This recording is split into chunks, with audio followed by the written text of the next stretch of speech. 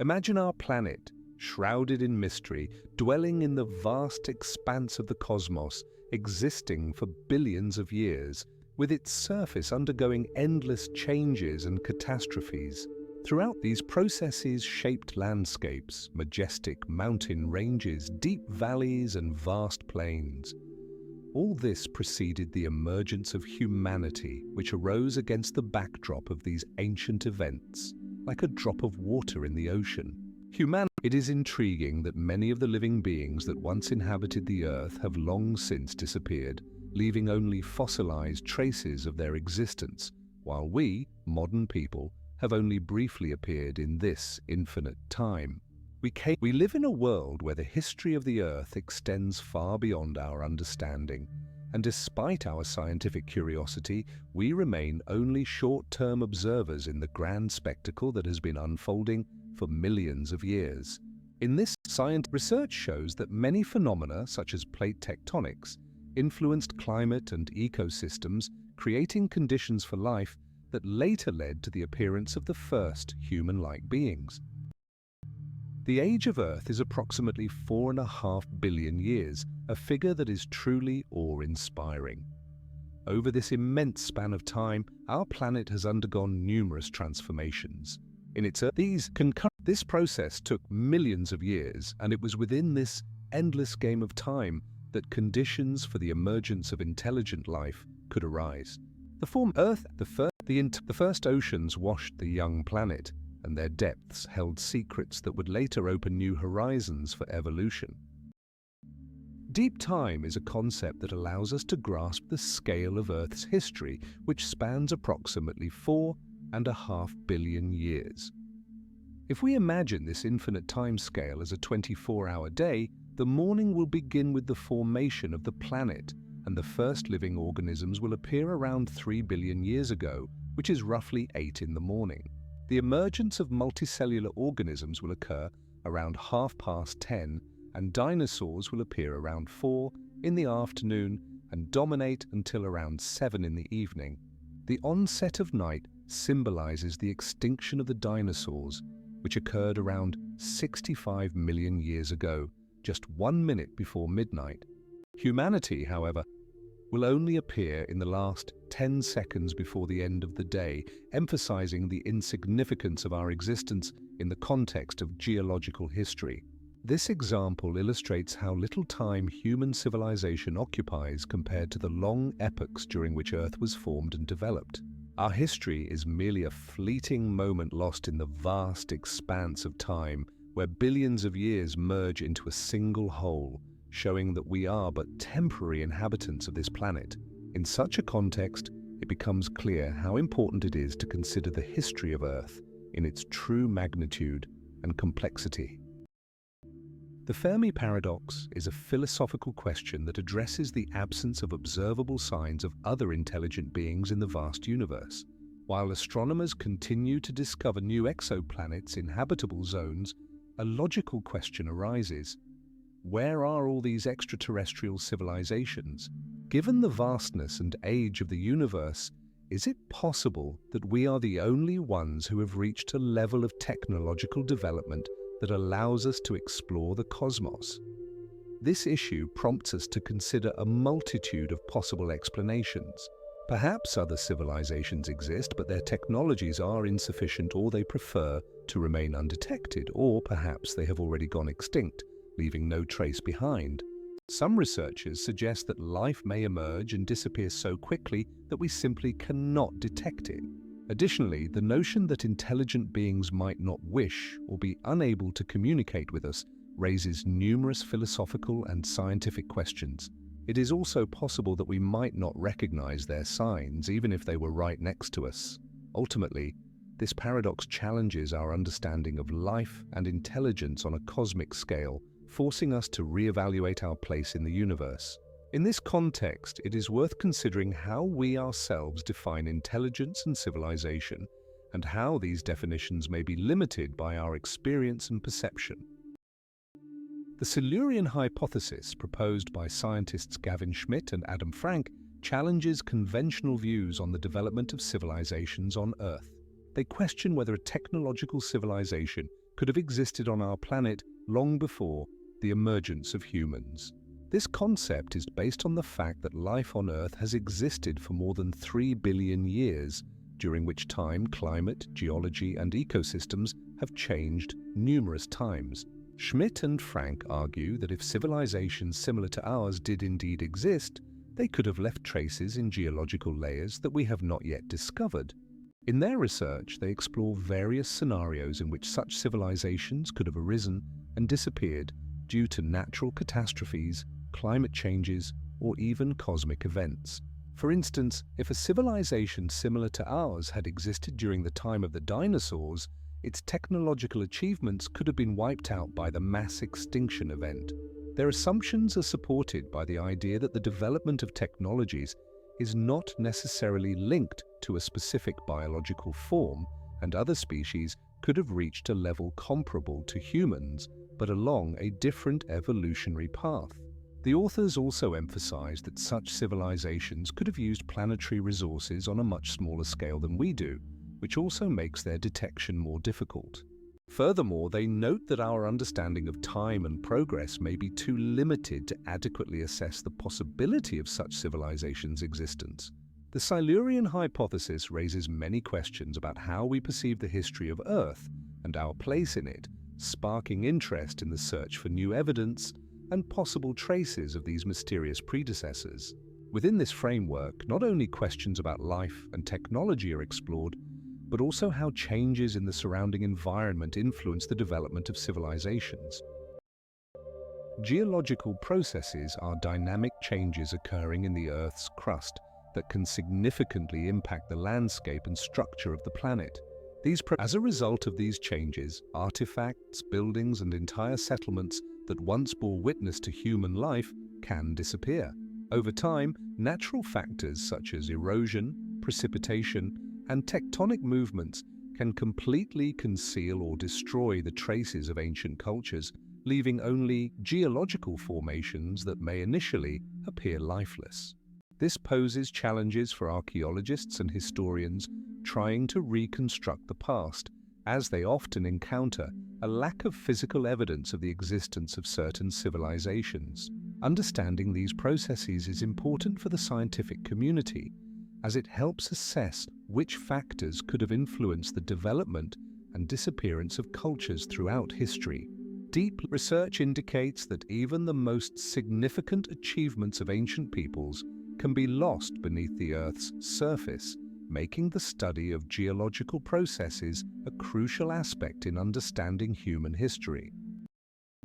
Erosion. Water penetrating cracks in rocks freezes and expands, leading to the destruction of the rock's very structure. This process is known as frost weathering.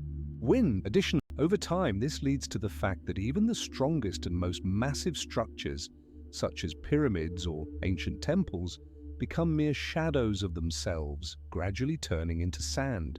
In some cases, research shows that entire civilizations could have disappeared from the face of the Earth over a period of several thousand years due to erosion processes. For example, in Mesopotamia, where once stood magnificent cities, now only ruins remain, which continue to be destroyed by wind and water. Erosion acts as a merciless master, erasing the traces of human activity from the map of the world, and this process can be observed on examples such as the collapse of the famous Giant's Causeway on the island of Falkland. Tectonic movements of the Earth's crust are the primary factor shaping our planet's relief and erasing the traces of civilizations. Continental plates, composed of hard crust, are constantly in motion, colliding, diverging, and subducting beneath one another. When two plates collide, one may subduct beneath the other, creating deep oceanic trenches. For instance, at the boundary between the Pacific and North American plates, the Pacific plate is subducting beneath the North American plate, forming a subduction zone. This process leads to the formation of powerful volcanoes and earthquakes, but also to the destruction of any remnants of human activity that may have been on the surface. In other places where plates diverge, such as along the Mid-Atlantic Ridge, new oceanic crust is formed, which also leads to the disappearance of traces of civilizations. These tectonic processes occur over millions of years, and over this time, they subduct not only rock formations, but also any artifacts that could tell us about our past. With each million years, the surface of the Earth changes, so that even the most impressive structures, such as pyramids or ancient cities, can end up buried under several kilometers of rock and magma, disappearing from the face of the Earth without a trace. Osadko nakoplenje is a continuous and slow process, during which particles such as sand, clay, and limestone settle at the bottom of bodies of water or on the surface of the Earth. Over time, under the influence of gravity and water, these particles form layers that cover older geological formations. Each layer consists of different materials and may have various colors and textures, reflecting the conditions in which it was formed. After layers are deposited on top of each other, the upper layers begin to press on the lower ones, causing them to compress and solidify. This process can take millions of years. Initially, loose sediments become denser, forming clay or sandstone deposits, and then, with further increase in pressure and temperature, they can transform into monolithic sedimentary rocks such as shales or limestones. Ultimately, under the influence of various geological processes such as tectonic movements and volcanic activity, these compressed layers can be exposed to the surface, revealing the ancient creations that were buried beneath them. For example, in China, remnants of ancient cities that were covered by layers of sediments over the course of millennia are found, and their study helps to reconstruct the picture of human life in those distant times. In the study of the historical development of civilizations, it is essential to consider the concept of temporal windows. These temporal windows represent moments when certain conditions, such as climate, resources, or social structures, facilitated rapid societal development. For instance, however, temporal windows were not always stable. Changes in the environment or internal conflicts could abruptly halt progress. In some cases, entire peoples found themselves in situations where their opportunities were limited and they could not take advantage of favorable conditions. These temporal windows also explain why some civilizations flourished while others declined. It is crucial to understand that temporal windows are not fixed. They can open and close, creating unique conditions for innovation or, conversely, for destruction. For example, when resources are depleted or climate changes, civilizations may face severe challenges that threaten their survival. Additionally, the interaction of various cultures during these windows can lead to the exchange of knowledge and technologies, which in turn promotes development. Processes such as migration, trade, and war also influence how civilizations develop within these temporal windows. Understanding these dynamics can shed light on many aspects of historical progress and decline. In this context, it is important to examine how different regions of the world utilize their temporal windows to achieve success, or, conversely, decline. The Silurian period, which lasted from 443 to 419 million years ago, was an interesting time in the development of life on Earth, when the climate became particularly favorable for the diversity of organisms. During this time, the average temperature on the planet rose to 25 degrees Celsius, which promoted the growth of tropical forests and the abundance of marine ecosystems. The level of oxygen in the atmosphere increased, reaching approximately 30%, creating ideal conditions for the emergence and evolution of more complex forms of life. The waters of the oceans were rich in nutrients, which facilitated the development of marine organisms such as trilobites and corals. The Silurian period marked the time when complex food chains began to form on Earth. On land, the first terrestrial plants, such as mosses and ferns, appeared, which also influenced the composition of the atmosphere and soil. These plants not only released oxygen but also served as a food source for the first terrestrial animals, such as early terrestrial arthropods. Moreover, during this period, reserves of carbon and other resources accumulated, which could have formed the basis for more advanced life in the future. The appearance of the first vertebrates, such as fish-like organisms, also marked an important stage in evolution, as they became the ancestors of all terrestrial vertebrates. Concurrently, studying geological activity shows that significant changes occurred on the planet, such as the uplift of land and the formation of new continents, leading to the emergence of new ecological niches. The Silurian period laid the foundation for future biological diversity, where each new form of life could adapt to changing environmental conditions. During this period, numerous changes took place that laid the groundwork for further evolution. At this time, not only fish but also other organisms, such as mollusks and echinoderms, began to develop in the oceans. The Carboniferous period, which lasted from 359 to 299 million years ago, was a time of great flourishing for life on Earth. The atmosphere during this time contained approximately 30% oxygen, which is twice the current level. This created ideal conditions for the growth of large forests, primarily composed of conifers and ferns. These forests covered vast areas, forming entire ecosystems where various insects, amphibians, and early reptiles thrived. Notably, it was during this period that the first amphibians appeared, beginning to colonize new territories. Simultaneously, freshwater bodies teemed with fish and ancient mollusks such as nautiloids, which left behind numerous fossilized remains. The increase in atmospheric oxygen and the high diversity of flora and fauna contributed to the development of complex food chains and ecosystems. Additionally, during this time, the planet experienced a rise in temperature, which facilitated more active life development. A significant aspect of the Carboniferous period was the changes that influenced the subsequent evolution of living organisms, particularly the formation of ecosystems where plants and animals became more interdependent. As the archaeologists discover vast quantities of fossilized trees and plants, indicating that the flora was incredibly diverse and abundant. For instance, the ancestors of modern mammals and reptiles, such as synapsids and diapsids, thrived and adapted to the new conditions. Research indicates that the climate during the Permian period was warm and humid, fostering rapid plant growth and the formation of extensive coal deposits. Some scientists suggest that with such high levels of biological diversity and resilient ecosystems, a developed civilization could have emerged, similar to those that arose later in the Mesozoic or Cenozoic eras, capable of creating complex social structures and technologies. However, this would have been extremely challenging, given that the Permian period ended with one of the most catastrophic mass extinctions in Earth's history, during which approximately 90% of species went extinct.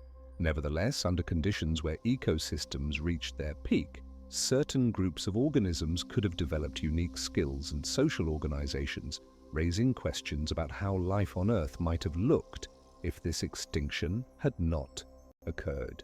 This period also witnessed significant diversity in marine ecosystems, indicating that a complex web of life had evolved, capable of supporting not only individual organisms, but entire communities. Notably, it was during this time that conditions were established for further life development, both on land and in water, laying the foundation for future evolutionary changes. Findings from various regions around the world show that life during this period was not only diverse, but also highly organized. For example, in some places, fossilized traces have been discovered that point to complex interactions between different species, indicating the presence of ecological relationships and food chains that could support more complex forms of life. In the history of Earth, there have been several so-called great extinctions, during which massive disappearances of living organisms occurred. These events are characterized by a sharp decline in biodiversity and fundamental changes in ecosystems. Often, each of these events left its mark in the geological record, forming layers that contemporary scientists study to understand the processes of evolution. As a result of such massive changes, resources were often redistributed, and the remaining species adapted to new conditions, creating prerequisites for further diversification of life on Earth. Understanding these processes helps researchers explore how ecosystems can recover and change under the influence of various factors. Scientific research shows that even after catastrophic events, life on the planet continues to develop, sometimes in completely new and unexpected directions. The Permian extinction occurred approximately 252 million years ago and was one of the most catastrophic mass extinctions in Earth's history. During this time, around 96% of marine species and approximately 70% of terrestrial species disappeared. This event was a true catastrophe, completely resetting the evolution of life on the planet. Scientists believe that the primary causes of this extinction were rapid climate changes triggered by volcanic activity, as well as high levels of carbon dioxide in the atmosphere, leading to global warming.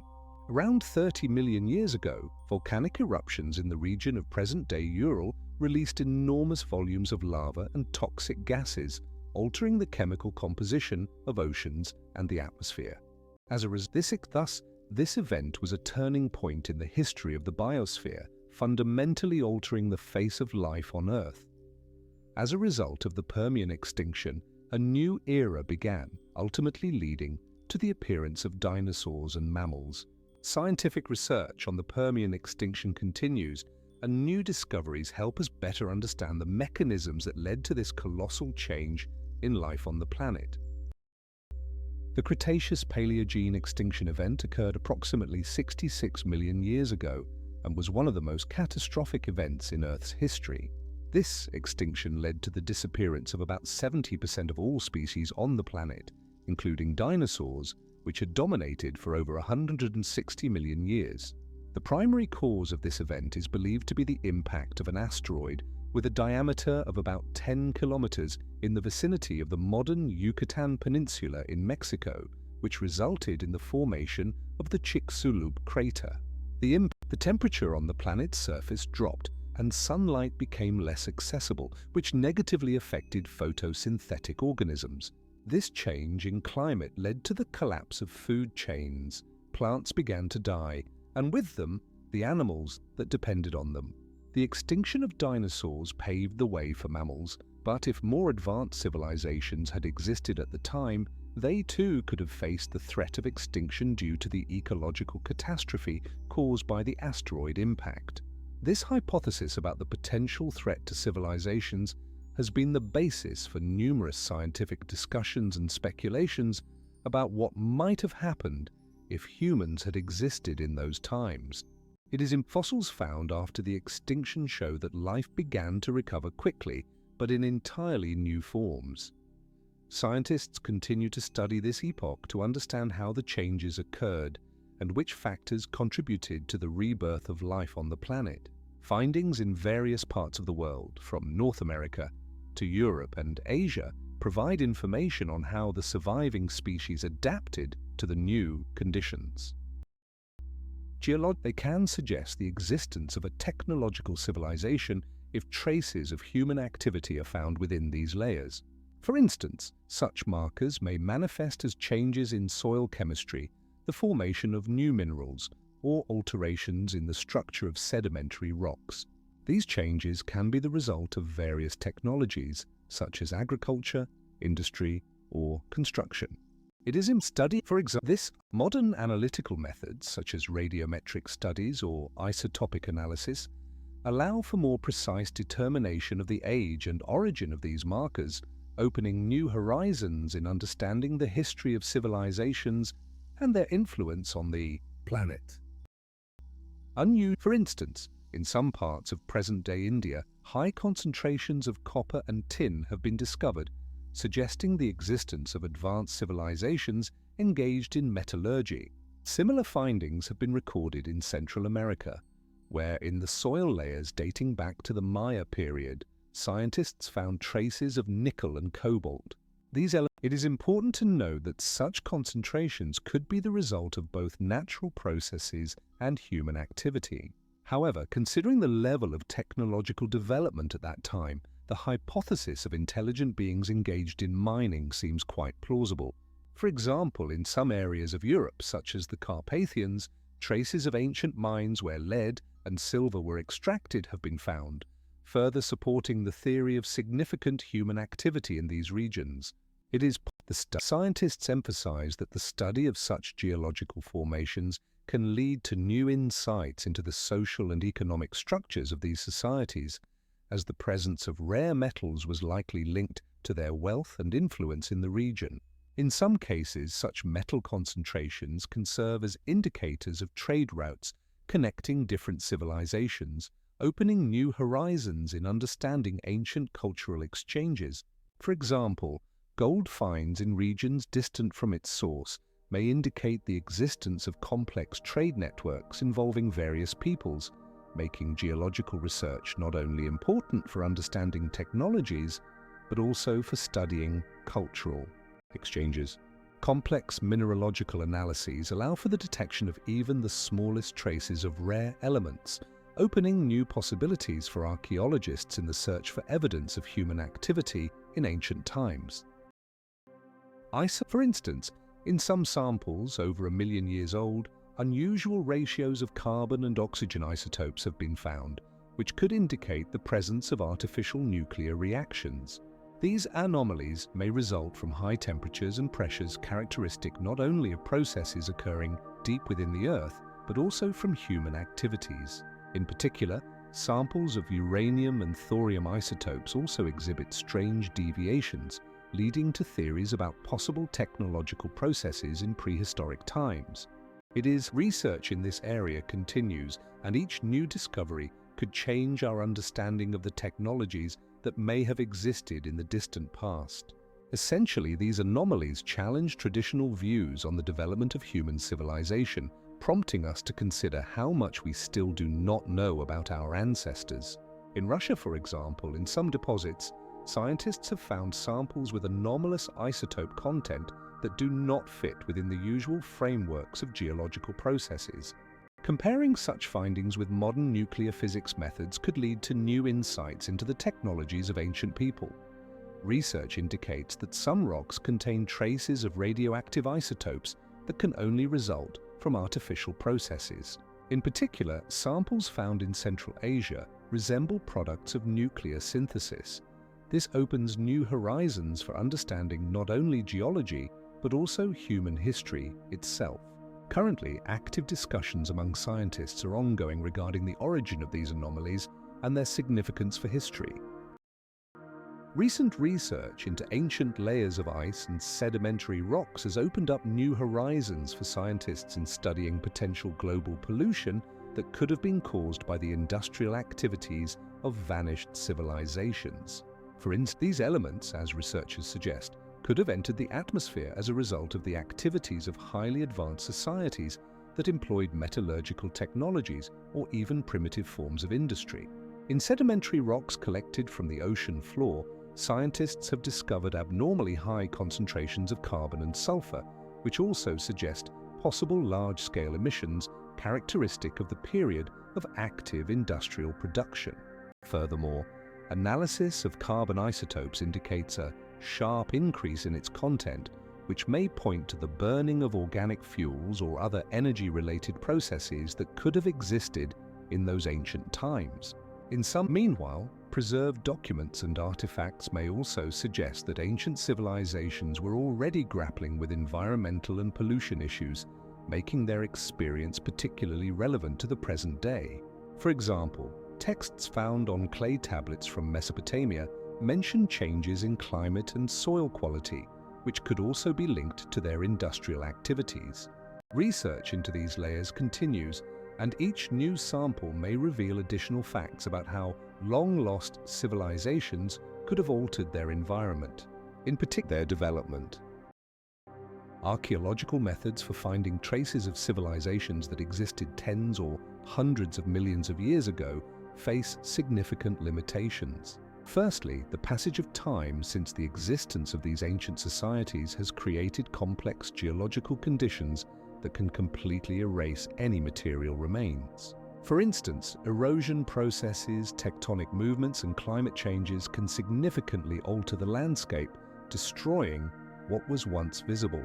Second, this means that even if there were large settlements, finding specific evidence of their existence can be extremely challenging. Moreover, many civilizations may have used technologies that left no physical traces, making them practically invisible to modern archaeologists. Consequently, even if there are legends or myths about such civilizations, their material evidence may be lost forever. Additionally, scientific methods used for analyzing more recent periods become less effective when dealing with such vast timescales. In such circumstances, researchers often have to rely on indirect evidence and theoretical assumptions instead of specific artifacts. Fossilization or petrifaction is a rare phenomenon that results in only a minuscule fraction of organisms being preserved. Even under favorable conditions, only 1 in a million organisms has a chance of becoming a fossil.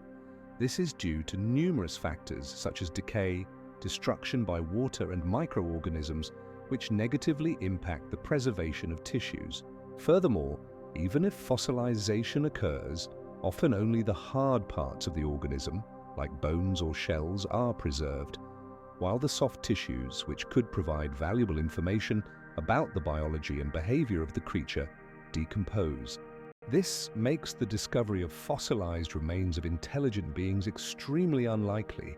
For instance, out of all known paleontological collections, only a few % of the finds are from vertebrates, and among them, there are significantly fewer specimens that could be considered ancestors of humans.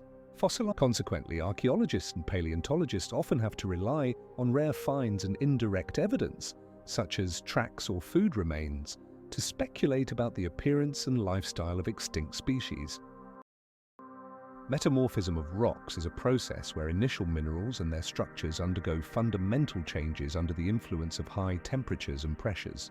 This occurs, for instance, in the depths of the Earth's crust, where temperatures can reach several hundred degrees Celsius and pressures exceed thousands of atmospheres.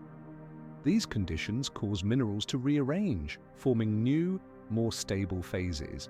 As a result, even the most robust materials, such as granite or basalt, can lose their original physical properties and transform into entirely new rocks like gneiss or marble.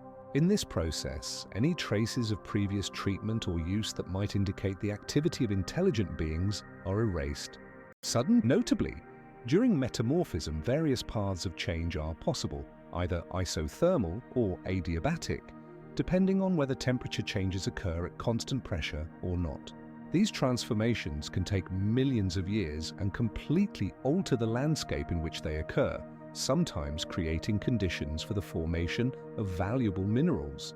For example, marble formed from limestone is often used in construction and sculpture, but its origin points to a lengthy process that could have entirely erased any signs of ancient civilizations that used limestone.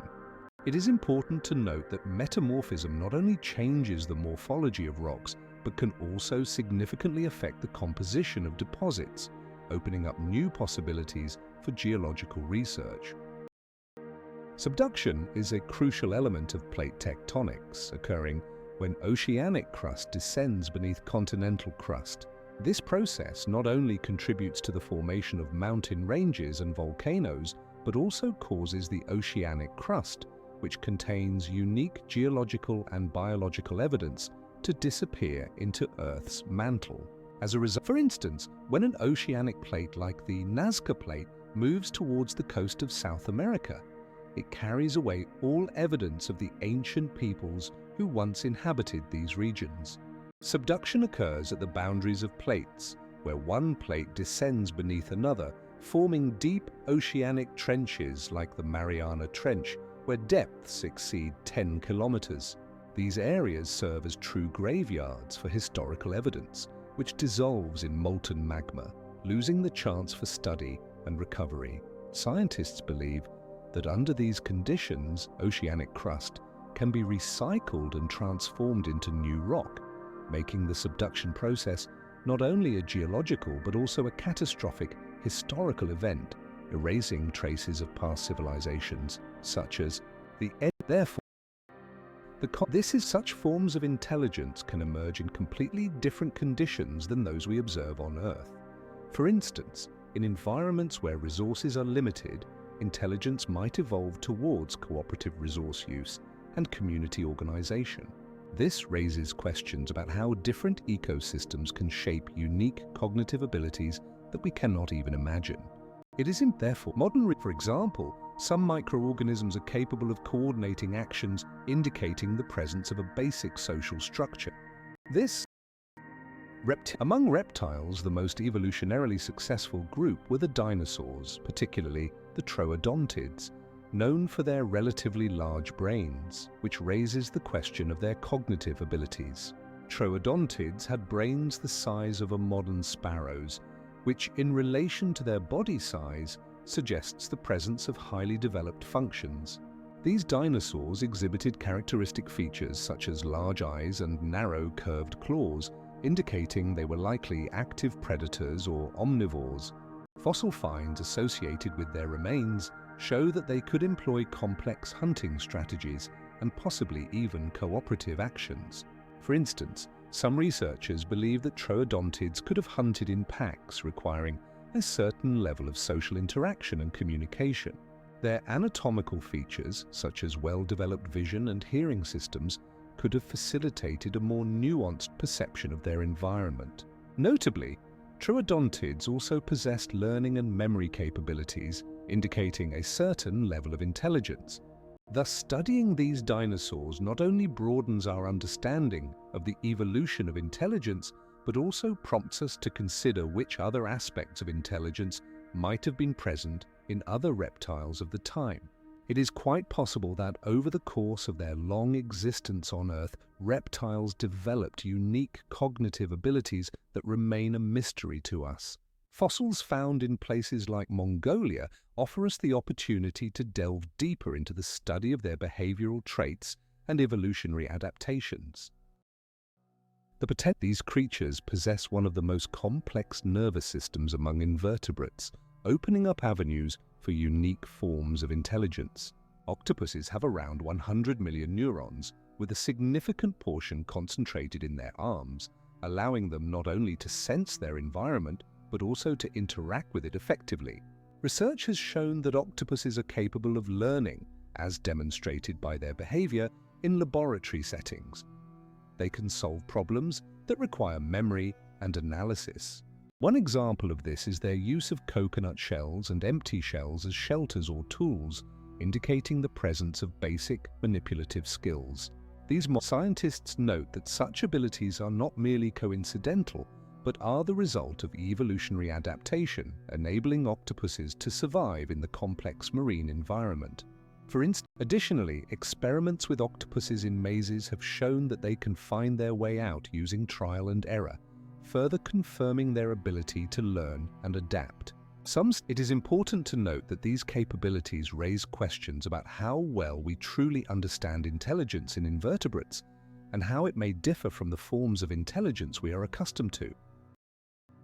Arthropods, particularly social insects, possess an extraordinary evolutionary potential that captivates scientists and researchers. For instance, ants and bees create intricate colonies that function as a single entity.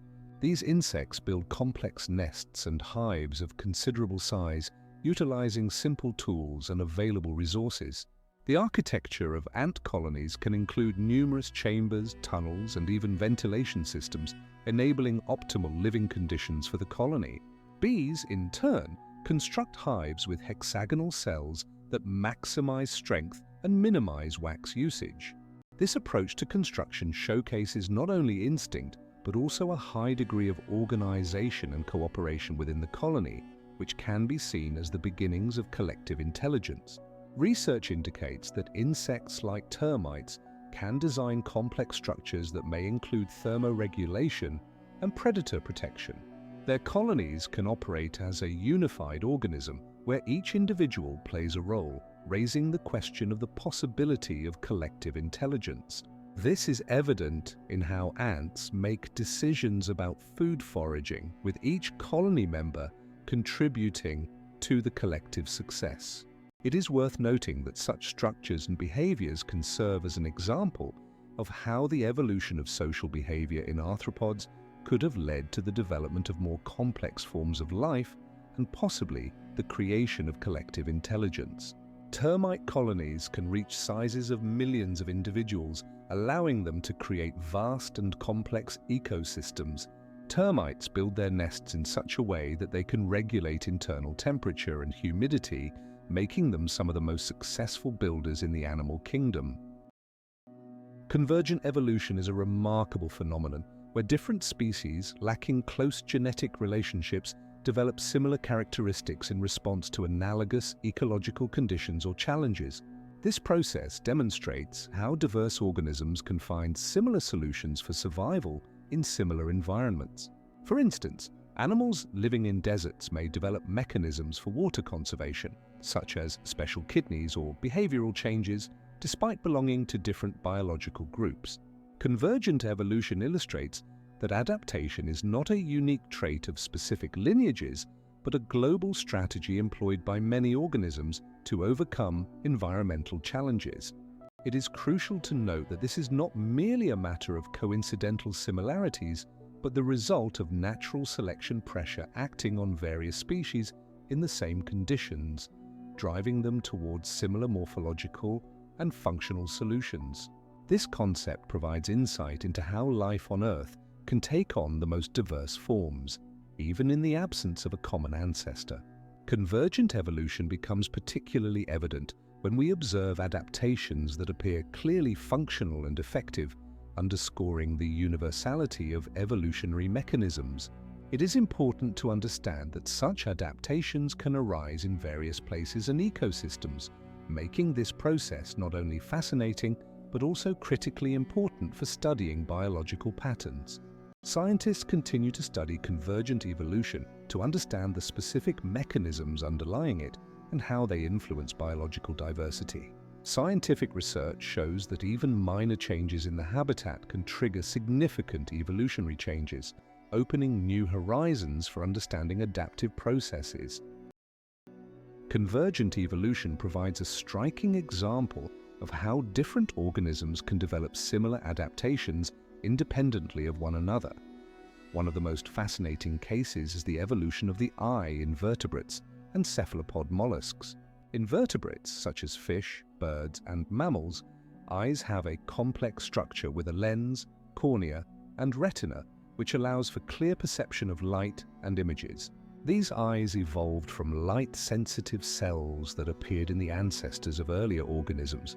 Meanwhile, in cephalopod mollusks, such as octopuses and squids, eyes have a similar structure, including a cornea and retina, but evolved independently of vertebrates. In this case, light-sensitive cells also began to form in the ancestors of mollusks, but along a completely different evolutionary trajectory. It is interesting that despite different starting points and development mechanisms, the final result, a complex eye, turned out to be very similar in both types of organisms.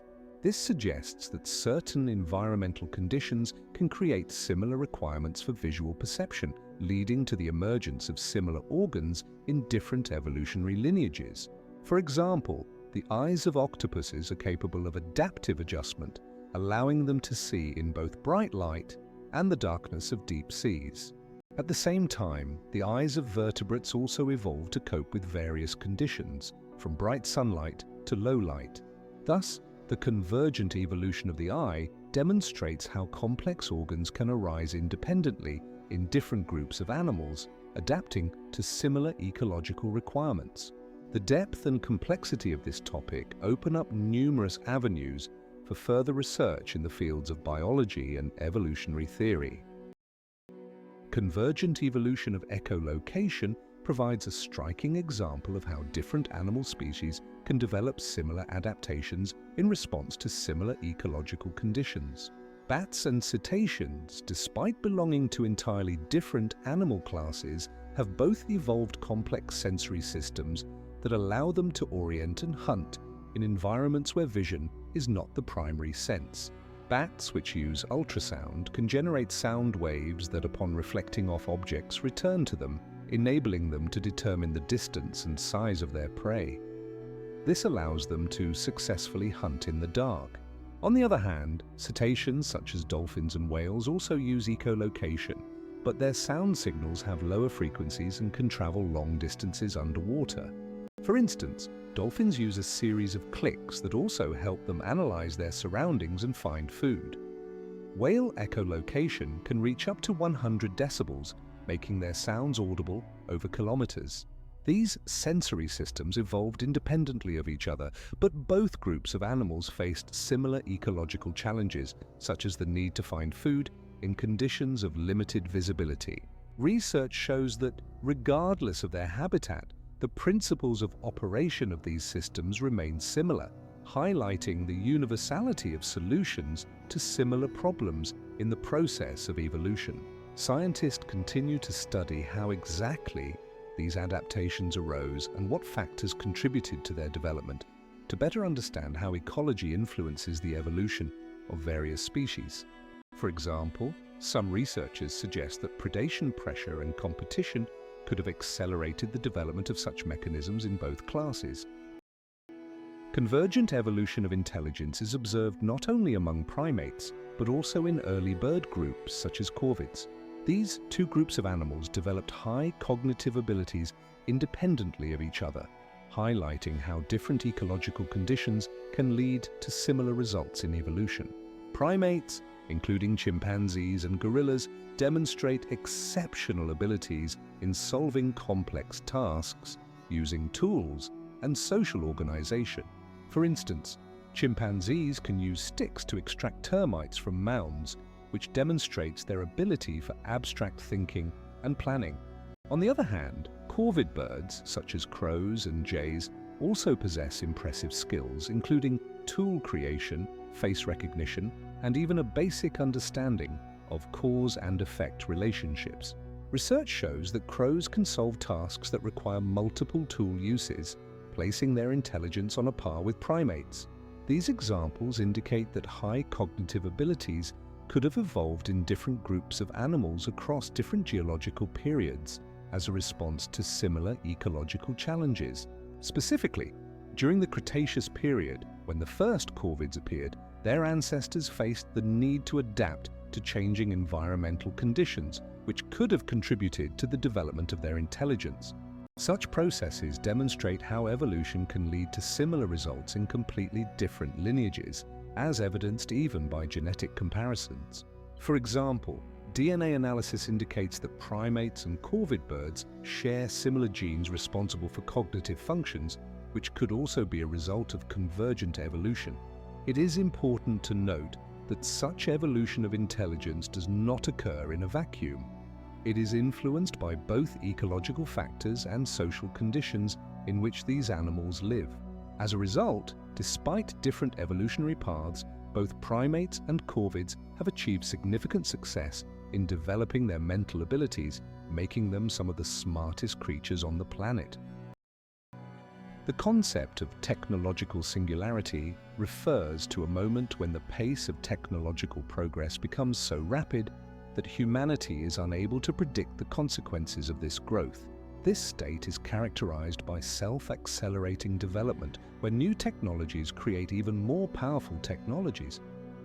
As a result, society faces continuous changes that affect lifestyle, economy, and social structures. At this stage, human intelligence and technological progress begin to interact in unique ways, altering our traditional views of the world. One of the key ideas of singularity is that changes do not occur linearly but exponentially, like an avalanche that grows in mass and speed.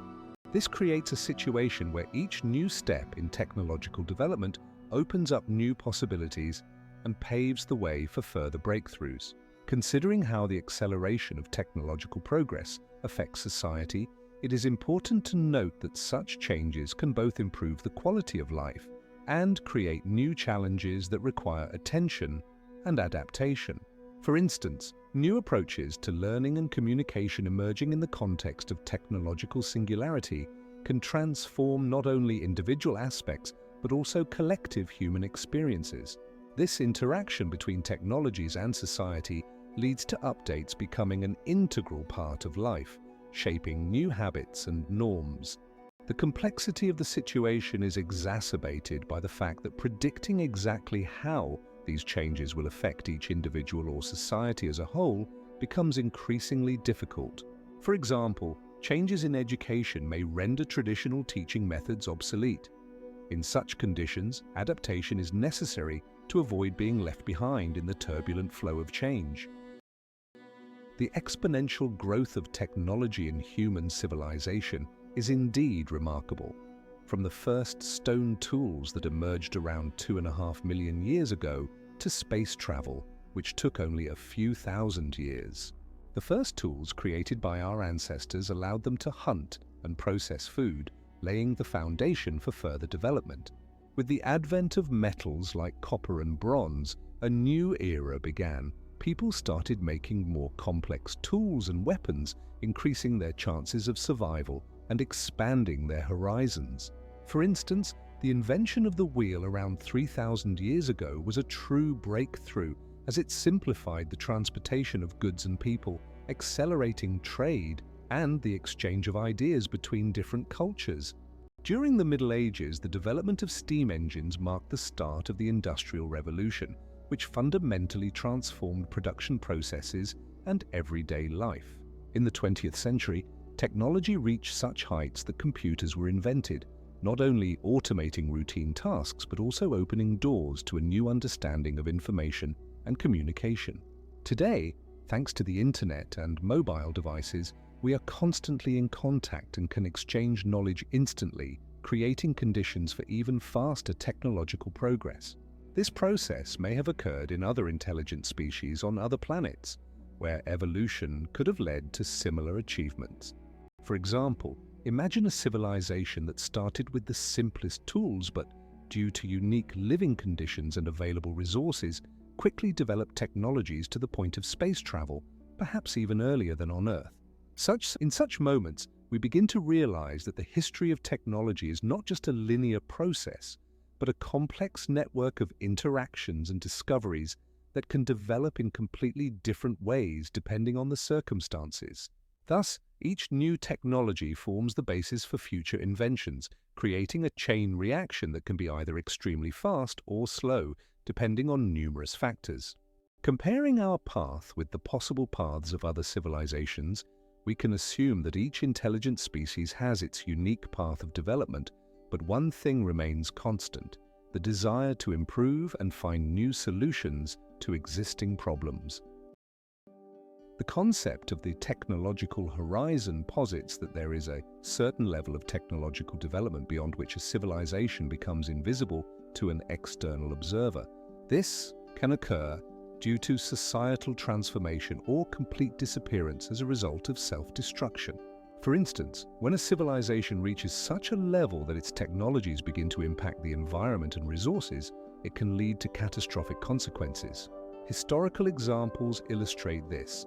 The Maya, who achieved high levels of astronomy and agriculture, eventually faced an ecological crisis that led to their decline.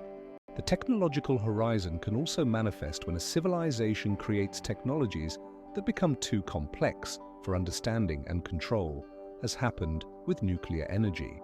Such technologies can bring both progress and existential threats to humanity. For example, artificial intelligence, reaching a certain threshold, could become uncontrollable and pose a threat to humanity. These scenarios compel us to reflect on how far we can push our pursuit of innovation. Once technology reaches its peak, it can either transform society or lead to its decline, leaving behind only the ruins of the former civilization. Research shows that many societies, such as the Roman Empire or the Harappan civilization, faced similar issues when their technological achievements failed to prevent internal conflicts and economic crises. Ultimately, awareness of the existence of such a horizon underscores the importance of caution in adopting new technologies and considering their potential consequences. The approach to the technological horizon is not always apparent and can be imperceptible to the society itself, making it even more dangerous. Archaeological visibility of various materials and technologies is a key concept in the study of historical cultures and civilizations. This concept encompasses not only the physical presence of artifacts, but also how these artifacts reflect socio-cultural aspects of society. An important aspect of archaeological visibility is that not all technologies and materials used in the past leave an equal trace in the archaeological record. Some may quickly degrade or be easily lost over time, while others may persist for thousands of years. This leads to archaeologists often encountering a distorted picture of the past, where certain technologies may appear more widespread than they actually were. Additionally, archaeological visibility depends on the context of discovery, excavation methods, and even the political climate in which the research is conducted. For example, certain groups may be less visible due to their achievements not being documented, or their artifacts being destroyed as a result of wars or natural disasters. Therefore, archaeological visibility is not just a matter of the presence or absence of artifacts, but a complex interplay of many factors that shape our understanding of history. It is also important to note that different researchers may interpret the same data differently, further complicating the analysis process. For instance, the choice of analysis methods, such as radiocarbon dating or chemical analysis, can significantly impact the results and conclusions. Consequently, approaches to studying archaeological visibility require careful and critical analysis to avoid distortions and misunderstandings.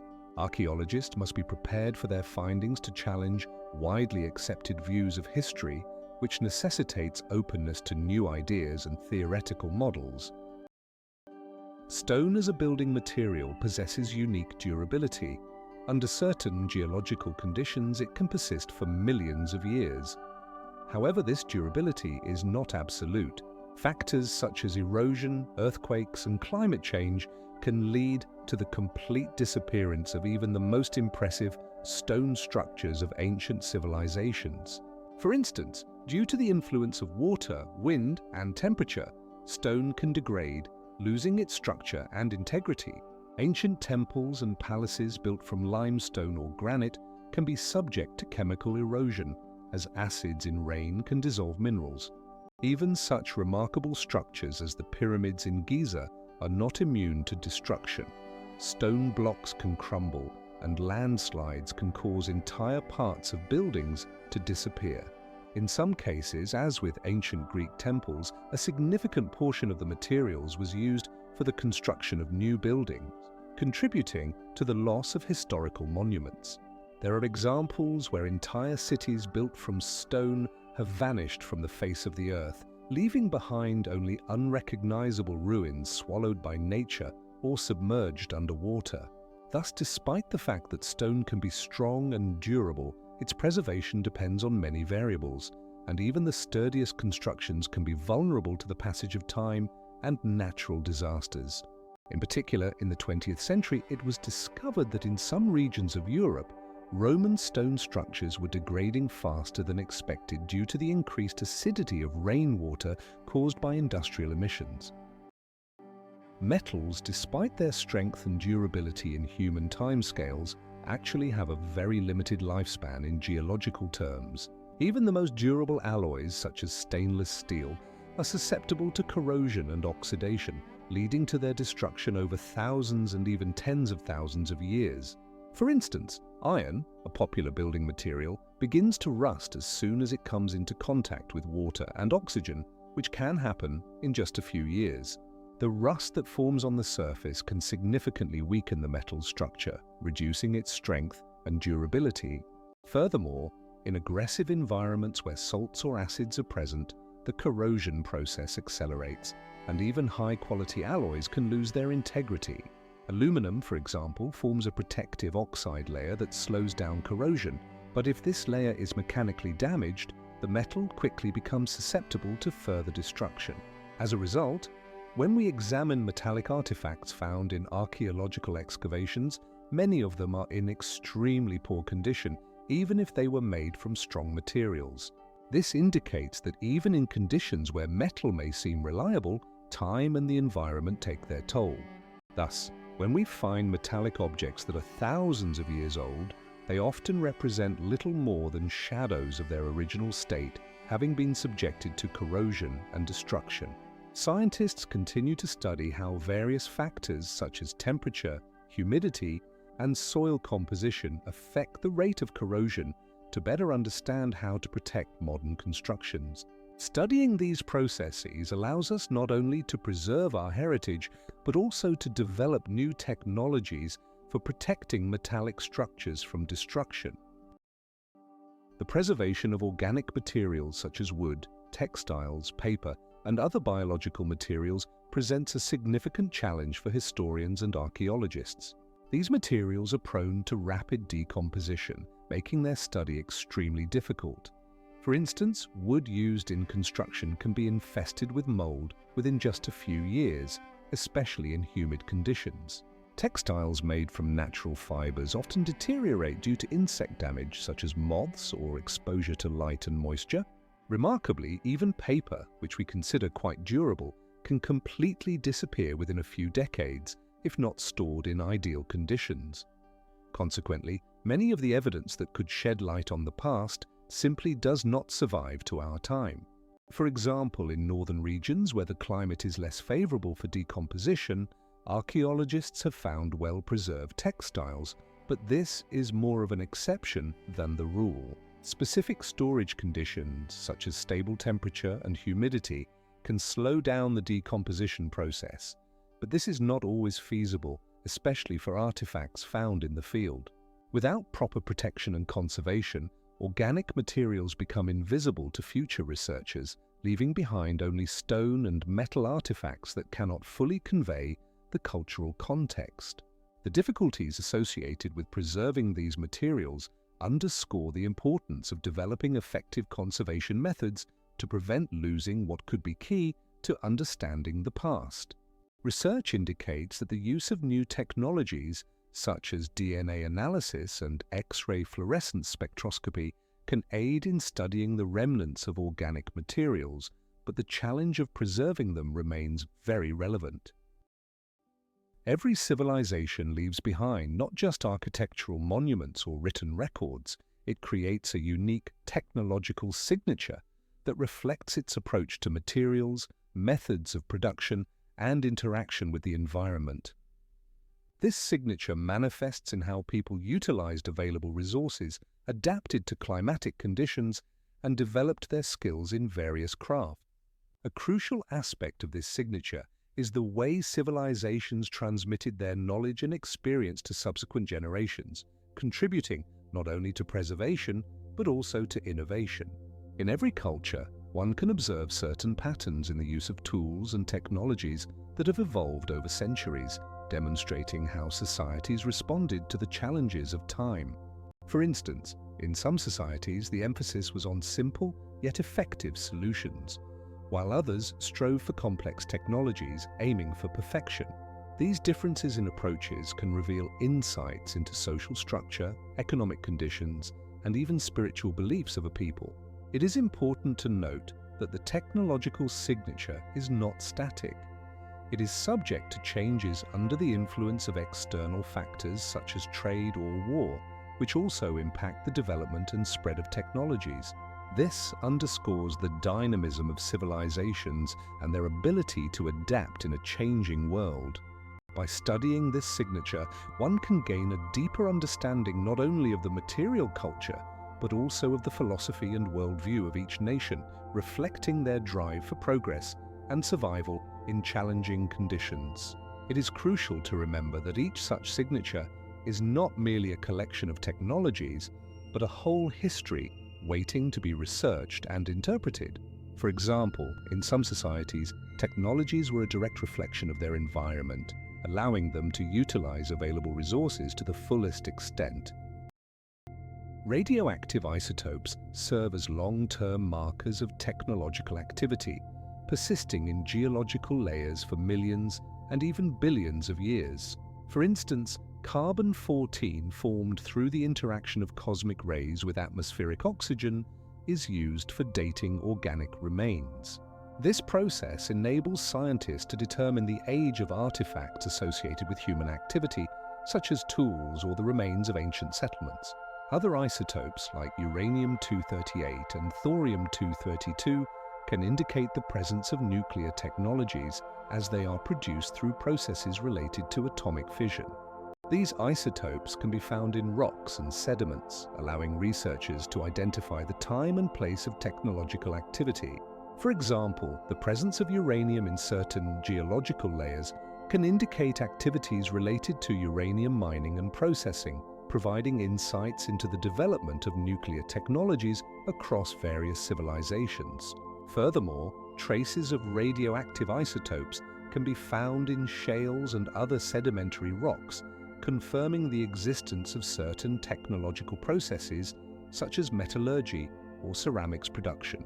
These markers not only help date artifacts, but also reconstruct the technological chains that were characteristic of ancient societies, offering a more comprehensive understanding of their way of life and interaction with the environment.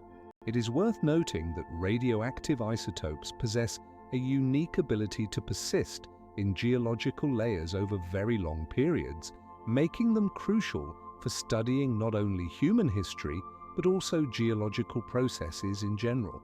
For example, the analysis of sediment layers containing radioactive isotopes can provide information about climate changes and their impact on the development of technologies. Synthetic materials and polymers present an intriguing aspect in the context of long-term technological civilization records. These materials, since the 20th century, have been actively used in daily life, and their impact on the environment is becoming increasingly noticeable. For example, plastic, invented at the beginning of the 20th century, now constitutes a significant portion of waste, but its resistance to decomposition allows it to persist in ecosystems for hundreds and sometimes even thousands of years. Polyethylene, one of the most common polymers, can persist in the ground for up to 1,000 years, creating unique geological layers that will serve as records of our time. These layers can preserve not only the physical form of polymers, but also information about how and where they were used. For instance, in some places where plastic products were manufactured, concentrated layers of polyethylene can be found, acting as markers for future geologists. Additionally, synthetic fibers such as nylon and polyester can also form stable geological layers. They are frequently used in the textile industry, and their traces can be found in deposits where massive textile waste is disposed of. Research shows that in the future, when geologists study the layers of the Earth, they may encounter these synthetic materials, which will become part of the history of our civilization. This could lead to discoveries about how technologies developed and how they interacted with nature.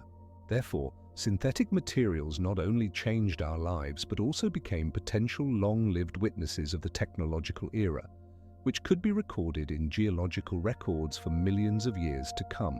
In some places, such as ocean depths, microplastics can be found that penetrate ecosystems, creating new sediment layers that will be studied by future researchers. Large-scale changes in landscapes and ecosystems can serve as vivid traces of ancient civilizations that no longer exist.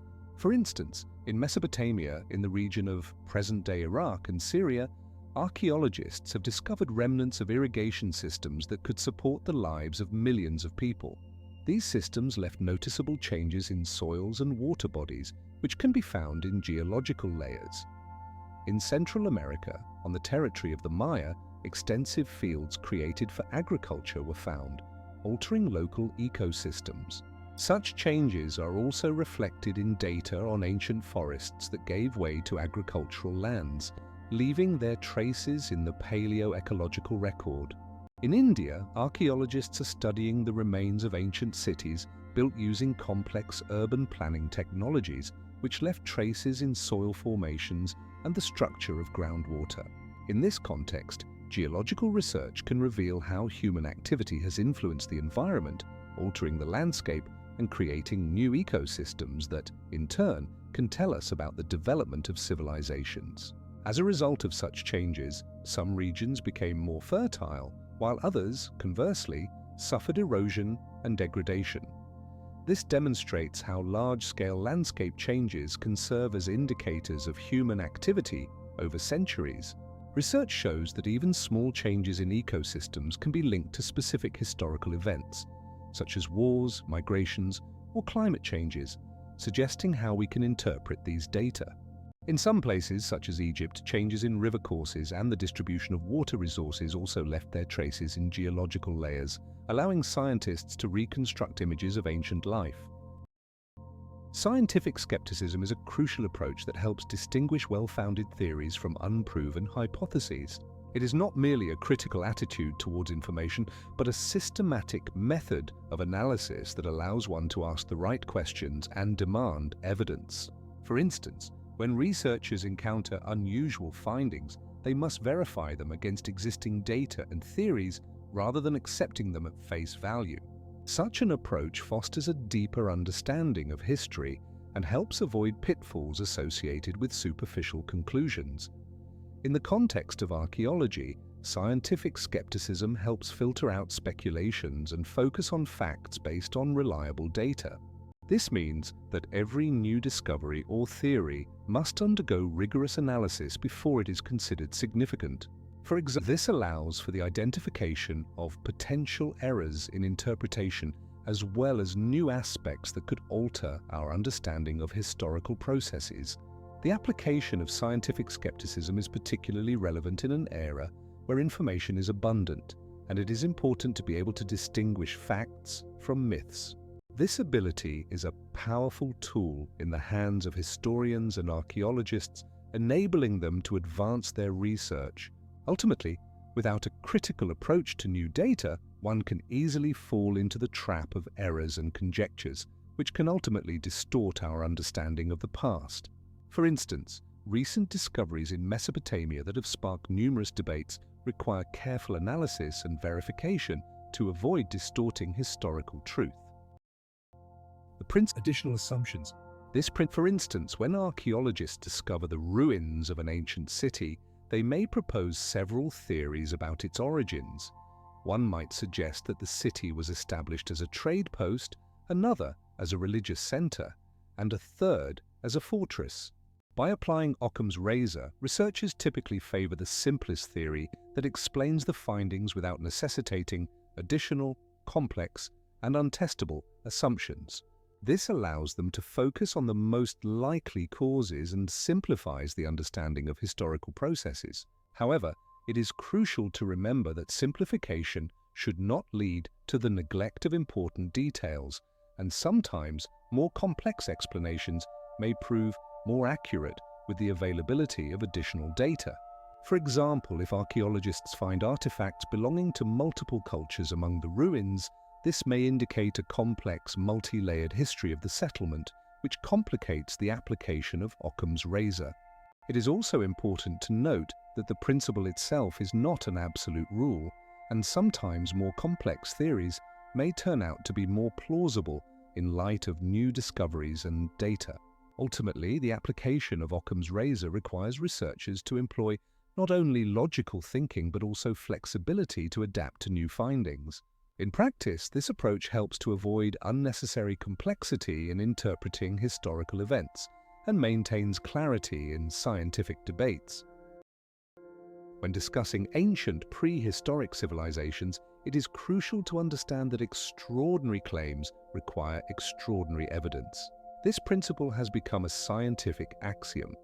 If someone asserts that highly advanced civilizations existed on Earth thousands of years before our era, such claims must be backed by compelling and irrefutable evidence. For instance, if an archaeologist claims that megacities with advanced infrastructure existed in prehistoric times, this must be supported not only by artifacts, but also by data on technology, building materials, and even social structures. Clearly, simple artifacts are not enough. A comprehensive analysis is needed to explain how and where these civilizations could have developed. Otherwise, such hypotheses may amount to nothing more than fantasies. Ancient manuscripts mentioned by some researchers must be corroborated by other sources to avoid misunderstandings and false interpretations. For example, if a text describing life in some utopian country is found, it should be compared with archaeological data from other regions to determine if the description reflects reality or is a myth. Additionally, the level of development of languages, technologies, and cultural practices in such civilizations should be clearly documented. This sets high standards for researchers promoting alternative theories about prehistoric societies. Evidence must be multifaceted to avoid one-sided interpretations and strengthen the reliability of the hypothesis. Research in this field often encounters the problem of insufficient data to confirm or refute theories about the existence of prehistoric civilizations. Consequently, many scientists prefer to adhere to more conservative views based on more traditional archaeological findings. For example, in Mesopotamia, where archaeologists have discovered numerous traces of life, one can see how agriculture and urban culture developed gradually rather than experiencing sudden leaps to a high level of civilization. Therefore, evidence must be both quantitative and qualitative to meet stringent scientific standards. Modern scientific methods open up new horizons in the study of ancient civilizations, enabling scholars to view historical data and archaeological finds in a new light. These methods provide a deeper analysis of materials, allowing us to reconstruct the cultural and social aspects of the lives of people who lived thousands of years ago. For instance, the use of statistical methods and mathematical modeling helps in assessing demographic changes and migration processes, which in turn can shed light on how ancient cultures interacted with each other and adapted to changing environmental conditions. Additionally, the study of the remains of ancient plants and animals can reveal information about agriculture, climate changes, and economic practices, allowing us to reconstruct the picture of life in those times. Thus, modern research methods not only enrich our understanding of history, but also offer the possibility of revisiting our conventional views on the development of civilizations and their interrelationships. In this context, each new discovery made using these methods contributes to a more accurate reconstruction of historical events and processes, making our access to the past more complete and multifaceted. Research in this area continues, and each new step brings us closer to understanding how our ancestors lived and what their achievements were. Satellite mapping and LiDAR technologies are becoming essential tools for archaeologists, enabling them to uncover hidden structures beneath the Earth's surface. These methods allow for the creation of highly detailed three-dimensional images of landscapes, which aid in the identification of traces of ancient civilizations that had previously gone unnoticed. For instance, in Central America, these technologies have revealed thousands of previously unknown buildings and roads, indicating an artificial origin of the landscape. LiDAR, which uses laser pulses to scan the terrain, can penetrate vegetation and generate accurate maps of the understory. As a result, archaeologists have discovered remnants of Mayan cities hidden beneath dense jungles, confirming that these areas were actively developed. Satellite mapping also enables the analysis of landscape changes over centuries, helping to understand how natural and human factors influence the development of civilizations. For example, in the region of Angkor in Cambodia, complex water supply and irrigation systems were identified, built to support an agricultural society, demonstrating the high level of engineering prowess of ancient people. These technologies not only open new horizons in archaeology, but also raise numerous questions for scientists about how these societies functioned. For example, how did they cope with climate changes and what caused their decline? Therefore, the use of satellite mapping and LiDAR technologies not only allows for the discovery of hidden structures, but also deepens the study of their purposes and impacts on the lives of people in the past. As a result of such research, particularly in the Mesoamerican region, not only individual structures but entire urban layouts have been discovered, which testify to a complex social structure and a developed culture. Mass spectrometry operates by measuring the mass and relative quantities of atoms or molecules, allowing for the precise analysis of the chemical composition of samples. For instance, it can determine the age of carbon samples using radiocarbon dating, which is based on the decay of carbon-14. This helps establish when specific artifacts were created or when construction work on sites ceased. Isotopic analysis, in turn, helps identify the origin of materials such as clay or stone.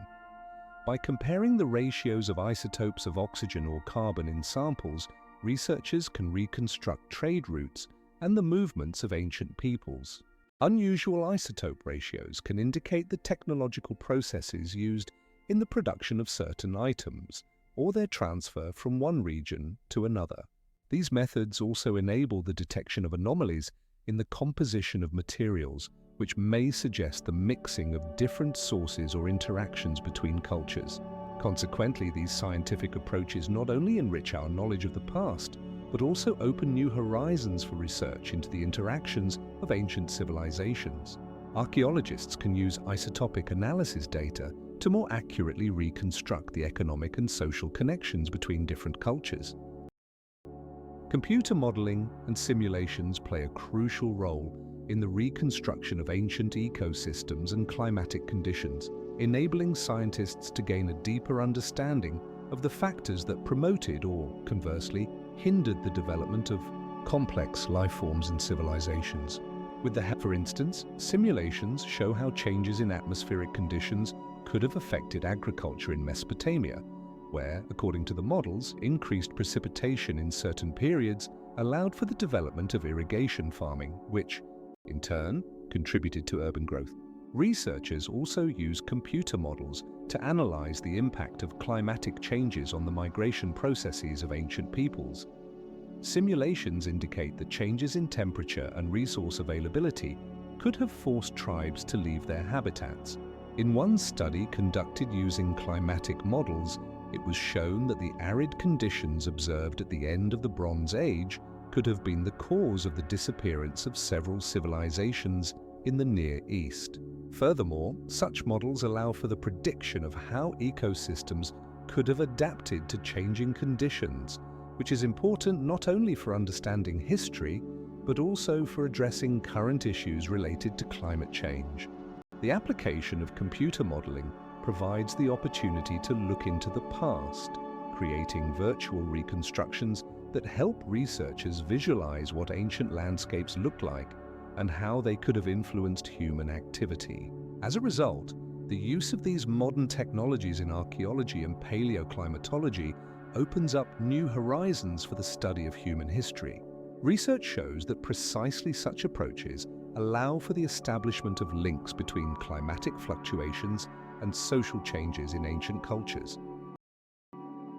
This phenomenon encompasses not only ecological changes but also cultural transformations brought about by humans. People are beginning to realize that their actions affect the climate, biosphere, and even geological processes. For instance, large-scale deforestation and industrialization have led to significant changes in the composition of the atmosphere, which in turn influences climatic conditions. As a result of such actions, new environmental problems arise, such as climate change, loss of biodiversity, and pollution. These changes are not just statistical data, they affect the lives of millions of people, altering familiar ecosystems and disrupting the balance that has existed for centuries. It is also important to note that anthropocentrism, or the view of the world from the perspective of humans as its main actors, is a source of disagreement among scientists. Some researchers argue that humanity should take responsibility for its actions and their consequences, while others believe that such ideas can lead to excessive pessimism and paralysis of action. Nevertheless, one thing remains unchanged. Human influence on the planet has become so pronounced that it must be taken into account in the study of history and ecology. A crucial aspect is that the Anthropocene underscores the need to rethink our relationship with nature and resources, as well as to understand that we are part of a complex system where every action has its consequences. This understanding opens new horizons for research, including the study of how ancient civilizations adapted to changes in their environment and what lessons we can learn from their experience. In this context, the Anthropocene becomes a key concept that requires deeper analysis and understanding, especially in light of contemporary environmental challenges. Research shows that such approaches enable the establishment of links between climatic fluctuations and social changes in ancient cultures. Scientists highlight various aspects of human impact on nature, including economic activities that have led to changes in landscapes and ecosystems. Plastic layers in sedimentary deposits serve as a unique geological marker, indicating the existence of human civilization on Earth. These layers are formed due to the massive use of plastic in the 20th century and persist in geological layers that accumulate at the bottom of rivers, lakes, and oceans. Plastic products, ranging from packaging to microplastics, enter the environment and gradually settle, creating a distinct and recognizable horizon in the geological column. Studies show that this layer will exist for millions of years, allowing future geologists to determine the period of our civilization based on characteristic plastic remnants in sediments. This indicates that even after the disappearance of modern humans, plastic, as a synthetic material, will not decompose for a long time, making it an archaeological artifact for future generations.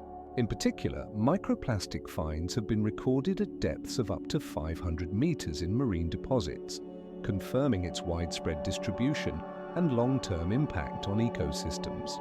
Thus, plastic will serve as a kind of memory of our time, recording not only the level of resource consumption, but also the ecological catastrophe that the planet has faced. Research shows that in some regions, the content of plastic in sediments exceeds the level of natural minerals, underscoring its dominant position in modern ecosystems. Global changes in the composition of the atmosphere have become one of the most striking traces of technological civilization, which can be detected in the future through the analysis of air bubbles in ice cores and other geological samples. Research shows that the level of carbon dioxide in the atmosphere has increased by more than 40% over the past 2 centuries, a direct consequence of large-scale industrialization and the burning of fossil fuels. In ice cores extracted from Antarctic and Greenland ice, scientists find bubbles that preserve the atmospheric composition at the time of their formation. These samples allow researchers to track changes in the levels of carbon dioxide and methane, which have significantly increased since the beginning of the Industrial Revolution. In particular, methane levels have risen more than 3-fold since the 18th century, indicating the scale of agricultural production and the increase in livestock numbers. Furthermore, data from geological samples show that such changes in the atmosphere can have serious consequences for Earth's climate system. For example, the increase in greenhouse gases leads to a rise in the planet's average temperature, which can result in the melting of glaciers and a rise in sea levels. These changes in the atmosphere leave clear traces that will be studied by future generations of scientists seeking to understand how human technological activity has affected the climate and ecosystems.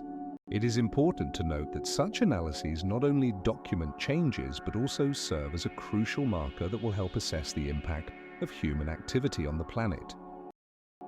Mass extinction of species caused by human activity serves as a significant biological marker in the fossil record, which will be evident to future researchers over millions of years. Contemporary ecological changes, such as deforestation, water pollution, and climate change, lead to the disappearance of numerous species. For instance, future geologists and paleontologists studying deposits will encounter layers rich in the remains of these extinct organisms, which will starkly contrast with older layers where species were diverse and resilient. They will discover mass graves, such as the remains of the megatooth shark, the giant shark, or the mammoth, and will be amazed by the sharp decrease in biodiversity in recent geological periods. This will indicate that anthropogenic impact has led to a global crisis that has altered ecosystems on the planet. Scientists during excavations in various parts of the world, from tropical forests to polar regions, paleontologists will find traces of human activity, such as tools, remnants of agricultural crops, and even traces of industrial emissions which coincide with periods of mass extinction. These findings serve as a reminder of how human activity can drastically alter the course of evolution, and future generations of scientists will be able to study these layers to understand how we have influenced the planet. Specifically, deposits containing the remains of extinct species will indicate that ecosystems that once housed numerous organisms are now at risk of disappearing. This is reminiscent of natural cycles. Spring gives way to summer, then autumn and winter, and so on, repeating endlessly. However, unlike nature, civilizations create their own rules and ideologies, which can either accelerate their decline or prolong their existence. For instance, internal conflicts, economic crises, and external threats are often cited as catalysts for decline. But can we definitively say that the cycles of civilizations are immutable? We can see how some societies adapt to changes and overcome difficulties, while others are unable to do so. This question of cyclicity and adaptability of civilizations raises interesting aspects of how we perceive the development of human history. In this context, it is important to pay attention to specific examples where civilizations, seemingly on the brink of extinction, found new ways to survive. For example, many peoples have survived under harsh climatic changes by adapting their agricultural and hunting methods. This ability to change and adapt becomes a key factor in understanding how civilizations can either thrive or disappear.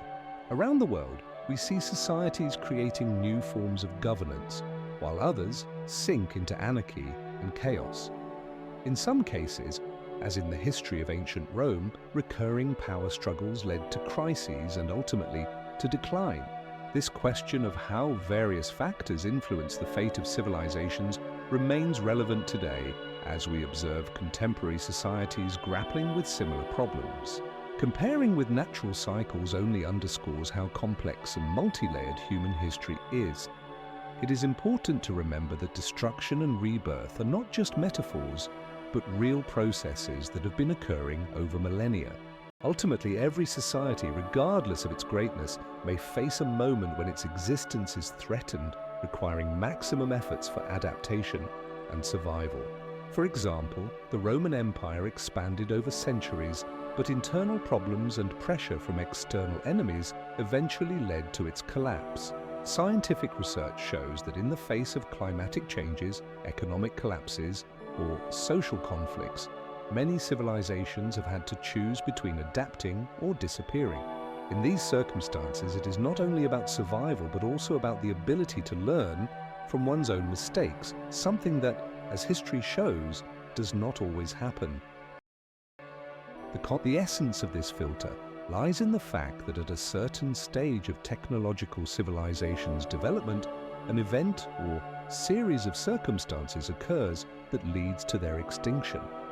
Some scientists suggest that the Great Filter lies beyond our understanding and may manifest as complex technological or social processes that make civilizations vulnerable.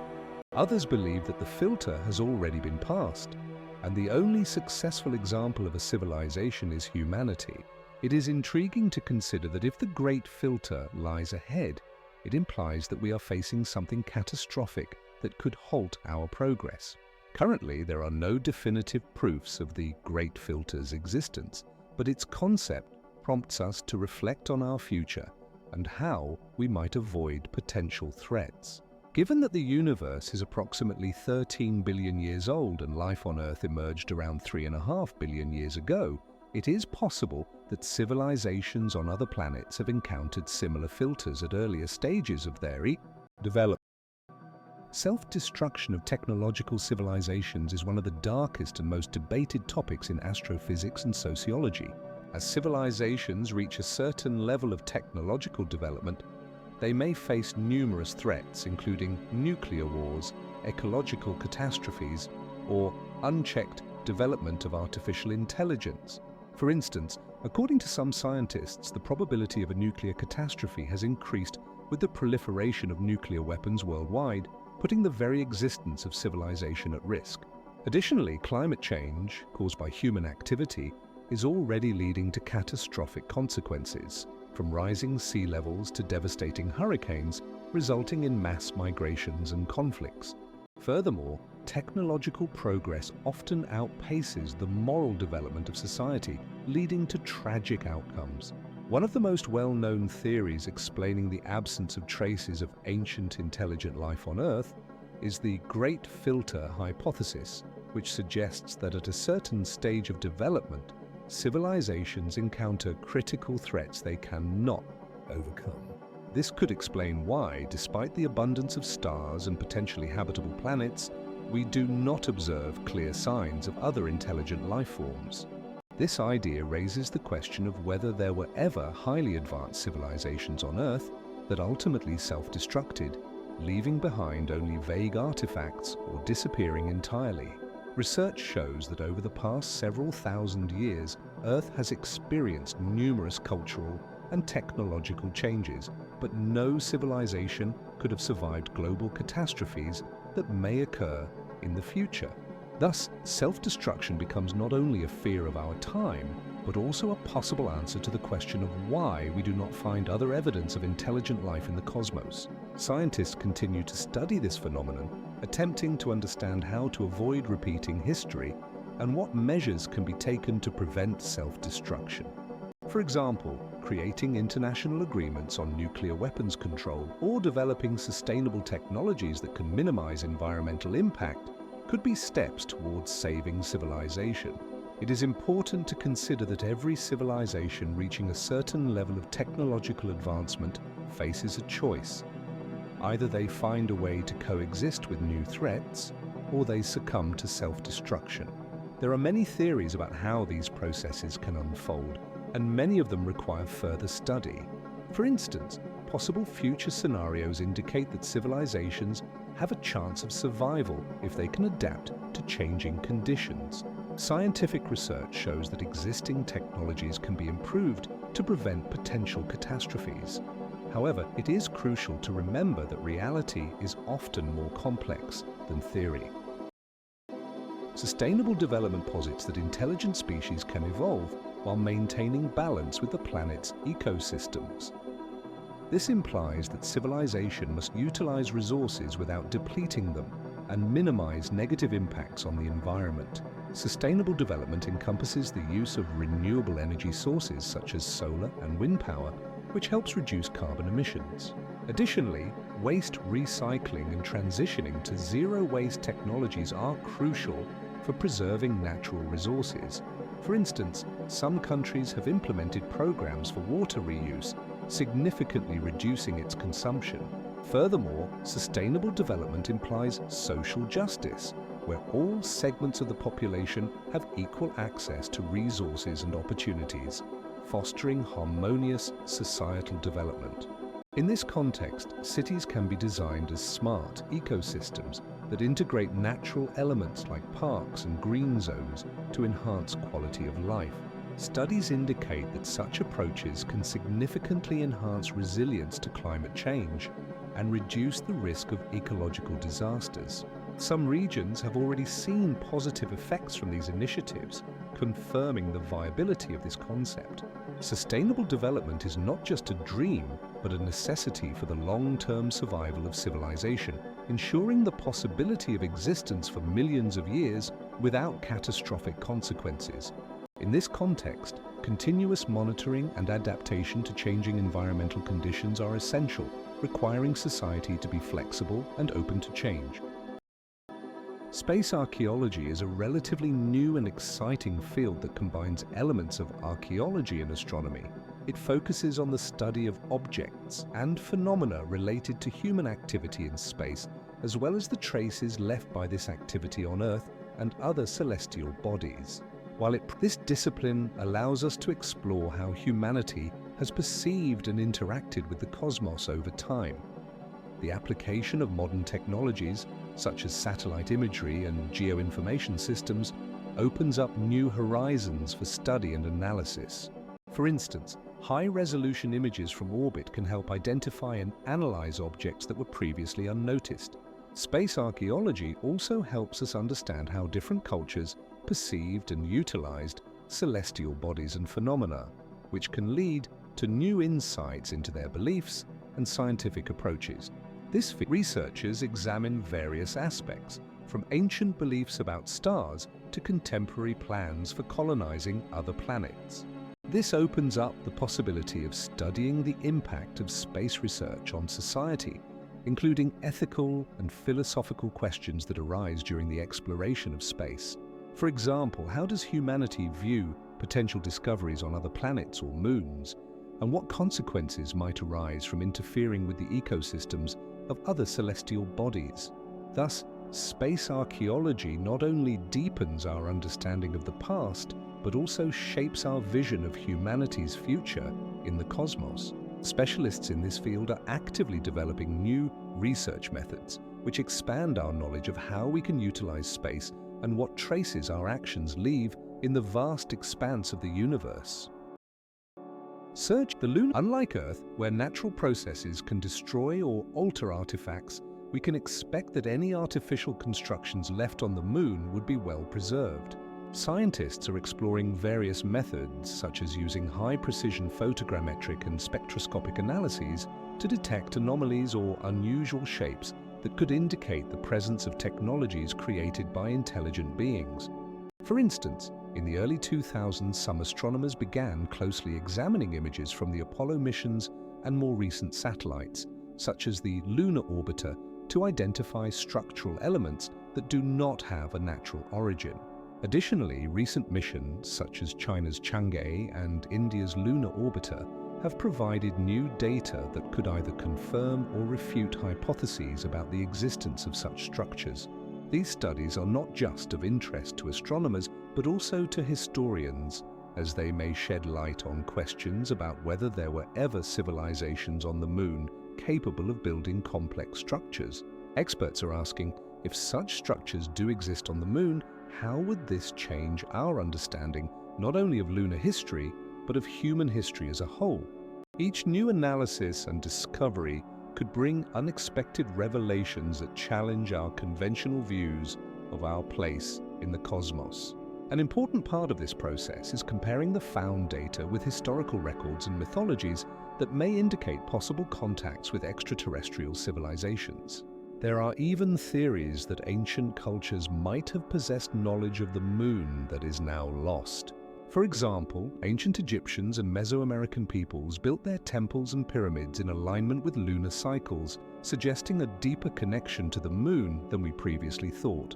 It is worth noting that in scientific circles, more controversial hypotheses are also discussed, such as the idea that some lunar craters could be the result of ancient technologies used for resource extraction.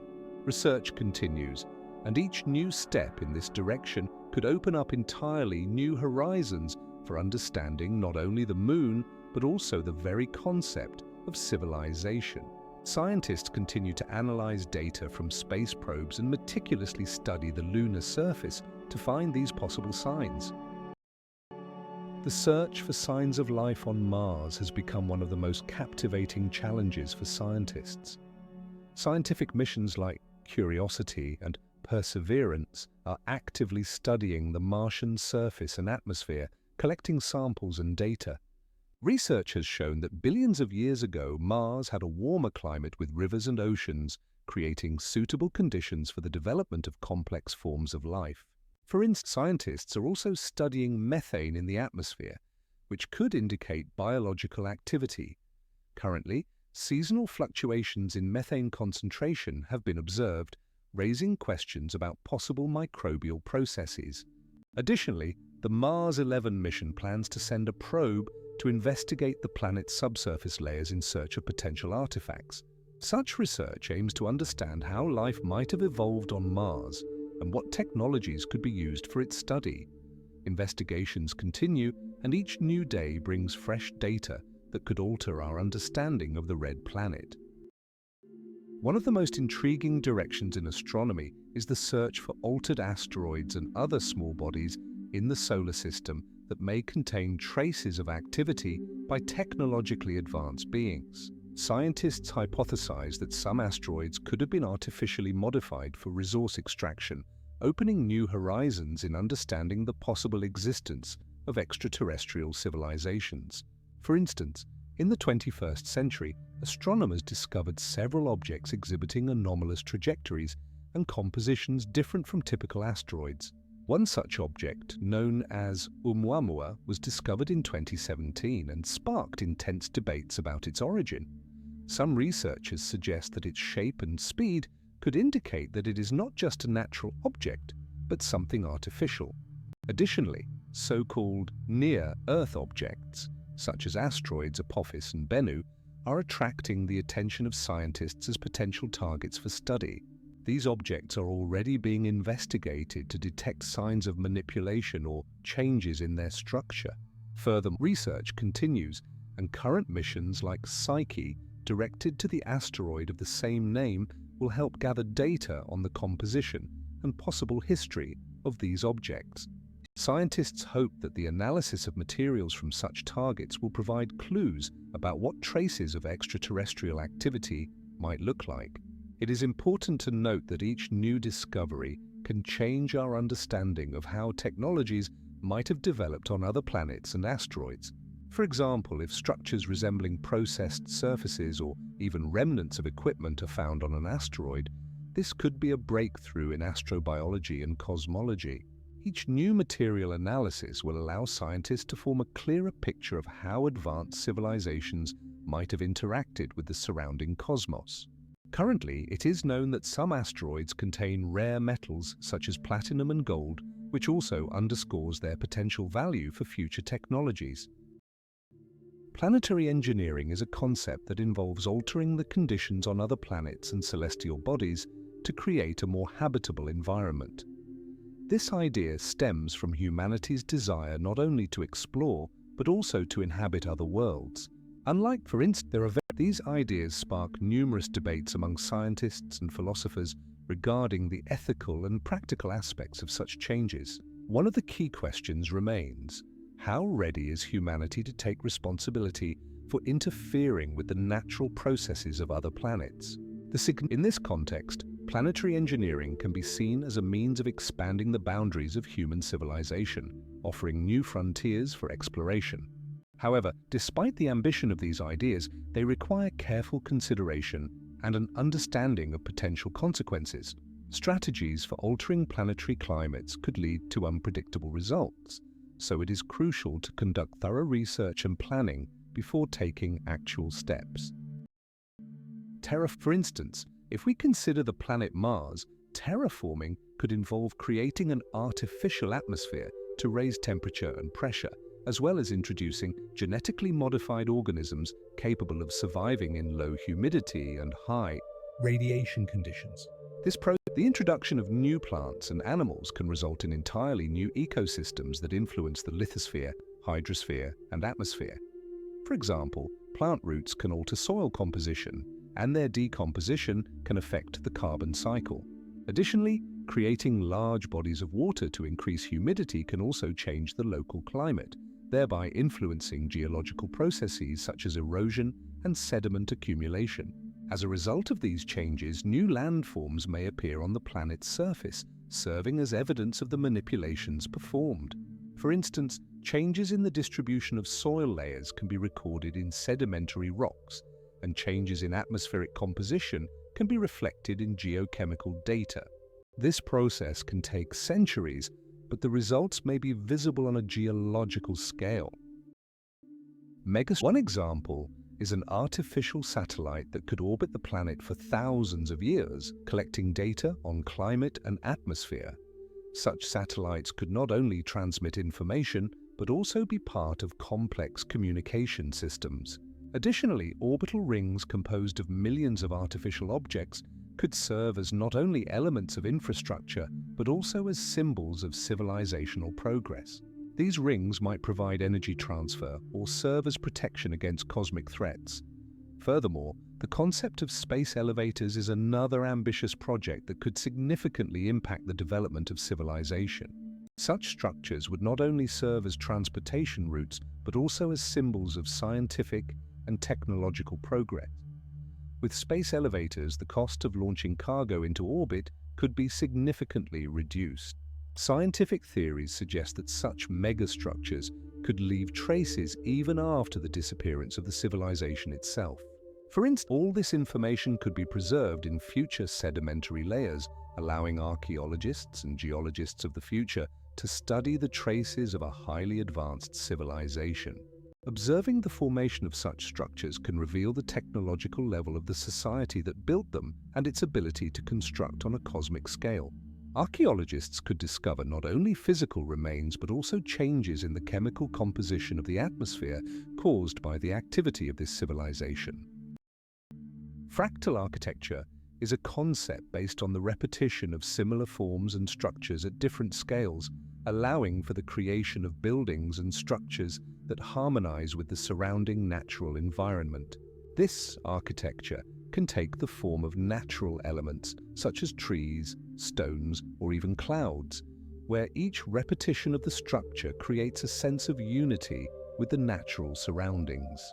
Biomimetic constructions go even further, drawing inspiration directly from nature.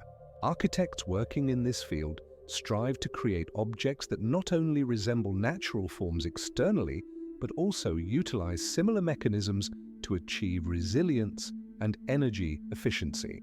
For instance, buildings can adapt to climate changes in the same way that plants do, altering their shape or orientation based on sunlight. Over time, such constructions may become virtually indistinguishable from natural formations, creating challenges for their identification as artificial objects. This blurring of the boundaries between the natural and the artificial may lead archaeologists to reevaluate their approaches to studying structures created by humans that become part of the ecosystem. In the context of increasing urbanization and climate change, the use of fractal and biomimetic approaches in architecture opens new horizons for creating sustainable cities. Architects have already begun to apply analogies with natural processes, such as how termite mounds provide ventilation, inspiring the creation of buildings with natural air circulation. Cultural blindness is a phenomenon where people fail to notice or perceive certain aspects of the culture in which they live. This occurs due to habit and deeply ingrained stereotypes that develop over time. For instance, cultural blindness can manifest as an inability to see the diversity of opinions and approaches, which in turn hinders the understanding of various cultural contexts. Often, it is linked to a lack of critical thinking and a reluctance to broaden one's horizons. In societies dominated by one culture, minorities can become invisible, and their contributions may be undervalued. This leads to the perception of ordinary things as normal and unquestioned, even though they may be quite significant. Cultural blindness affects not only individual levels, but also collective perceptions, shaping societal norms and expectations. Difficulties in perceiving other cultures can lead to conflicts, misunderstandings, and even prejudice. It is in people. However, despite being open to new ideas, scientists often encounter cognitive biases that hinder their ability to accept unconventional hypotheses. One of the most common is confirmation bias. Researchers tend to seek and interpret data in a way that confirms existing theories, while ignoring information that could refute them. This leads to the rejection of ideas about the existence of prehistoric technological civilizations, for instance, based on the lack of traditional evidence. Although some archaeologists point to anomalous finds, such as complex tools or unclear traces on ancient artifacts that could indicate a high level of development. Another issue is groupthink. Scientists may hesitate to express views that contradict the prevailing consensus due to fear of being isolated from the scientific community. This biased thinking can also impede the acceptance of new ideas, such as theories about the interaction between ancient civilizations and vanished races, or the existence of technologies lost over time. As a result, even with compelling data, research on unusual hypotheses often receives less attention and support than traditional approaches. For example, some researchers exploring whether ancient civilizations could have possessed technologies comparable to modern ones face strong resistance and even ridicule from more conservative scientists. This situation creates a vicious cycle where alternative ideas remain unnoticed and new discoveries are not properly evaluated. Therefore, despite the existence of facts that could change our understanding of the past, many scientists continue to adhere to outdated models, limiting the possibilities for further study of human history. This bias leads to the neglect of alternative forms of intelligence that could exist in other species or even in artificial systems. Research, for instance, octopuses can solve problems using tools indicating a certain level of intelligence. However, due to our inclination to elevate humans, we often overlook the fact that other species can develop their unique ways of interacting with their environment. Technological progress does not always align with human achievements.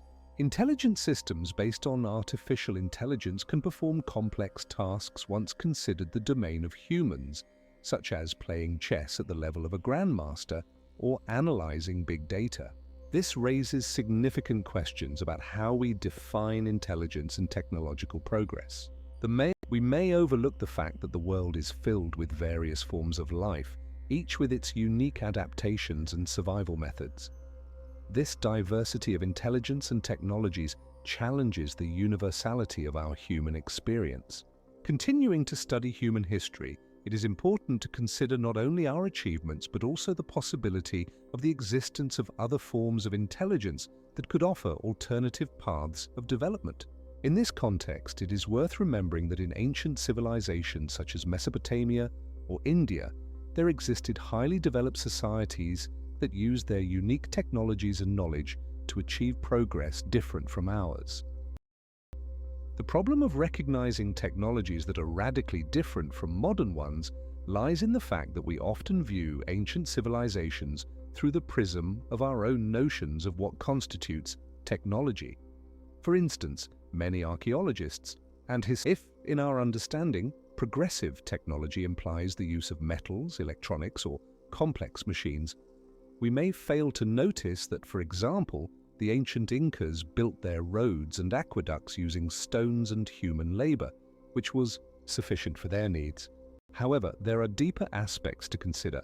Imagine a civilization that could harness wind or solar energy in forms entirely different from what we are accustomed to. Their devices could be so integrated into the natural environment that we would not recognize them as technologies. For example, compare this with our modern technologies, which leave behind a vast amount of plastic and metallic waste. As a result, we may miss entire cultures and their achievements because they operated on principles that contradict our modern standards. This opens up new avenues for research, as we may discover that many ancient societies had entirely different approaches to resources and technologies that we still do not understand. In recent years, there has been a trend towards re-evaluating what constitutes technology and how it can manifest in various forms. For example, some researchers are beginning to pay attention to how irrigation systems in ancient civilizations could have been used not only for agriculture but also as a means of managing ecosystems. The concept of parallel technological paths suggests that in different cultures and regions, similar technological solutions could develop independently of each other. This implies that in the face of similar challenges, such as the need for efficient resource utilization or adaptation to climate change, various societies could find analogous problem-solving paths without direct influence from one another. For instance, in different corners of the world, people could simultaneously invent water management systems based on their local conditions and needs, thereby creating unique yet fundamentally similar approaches. This parallel paths can explain why certain ideas and technologies emerge simultaneously in different continents, even if there was no possibility of knowledge exchange. For example, in ancient times, similar construction and architectural methods could have developed in Mesopotamia and Central America, indicating the existence of universal principles that operate independently of geographical and cultural difference. These ideas help us understand how technologies adapt to local conditions and can become catalysts for societal change. Many of these technological solutions could have influenced social structures, creating new hierarchies and forms of governance that, in turn, shaped cultural and economic aspects of life. It is important to note that such parallels do not always imply identity. They may only indicate the presence of common human needs and aspirations that give rise to similar solutions. Therefore, by analyzing these parallel technological paths, we can gain a better understanding not only of the history of technologies, but also of the essence of human ingenuity in the face of diverse challenges. Some researchers even assert that studying these paths can reveal patterns that may be useful in contemporary conditions, as humanity faces global problems such as climate change and resource depletion. In the context of alternative civilization development, the biotechnological path presents an interesting prospect. Instead of relying on mechanical technologies that leave behind massive structures and traditional archaeological traces, society could focus on creating modified organisms. Such organisms, adapted to specific conditions, could perform numerous functions, replacing machines in production processes, agriculture, and even daily life. For instance, genetically modified plants could produce biodiesel, while bacteria could clean wastewater or produce useful substances. This approach would not only reduce waste, but also lead to a more harmonious interaction with nature. Moreover, unlike traditional technologies, biotechnologies could be significantly less noticeable, as they do not require large-scale construction and ecosystem destruction. Furthermore, their impact on the surrounding environment could be more sustainable, as properly designed organisms could self-regulate and adapt to changes in the ecosystem. Research in synthetic biology already demonstrates that creating living systems with specified properties is becoming a reality. For example, scientists at MIT have created bacteria that can produce medicines in response to specific chemical substances in the environment. This means that in the future, we may not need complex production processes. We would only need to modify existing organisms. Therefore, the biotechnological approach has the potential not only to change our understanding of production and consumption, but also to fundamentally rethink how we interact with nature and resources. It is important to note that such a path of development requires deep ethical and ecological considerations, as interference with living organisms can have unpredictable consequences. Therefore, it is crucial to thoroughly investigate the potential risks and benefits before implementing biotechnological solutions on a large scale. Currently, scientists continue to conduct experiments and search for answers to questions about the long-term effects of such technologies on ecosystems and human health. Quantum technologies represent an exciting field that opens up possibilities for manipulating fundamental forces of nature. Imagine an ancient civilization that could use such technologies to interact with matter and energy at the subatomic level. For instance, such technologies could have allowed for the creation of temporary portals or alterations to the structure of space without leaving behind physical artifacts. Ancient priests or scientists could have communicated with nature at a level inaccessible to modern humans, using the laws of quantum physics to achieve results that today seem like fantasy.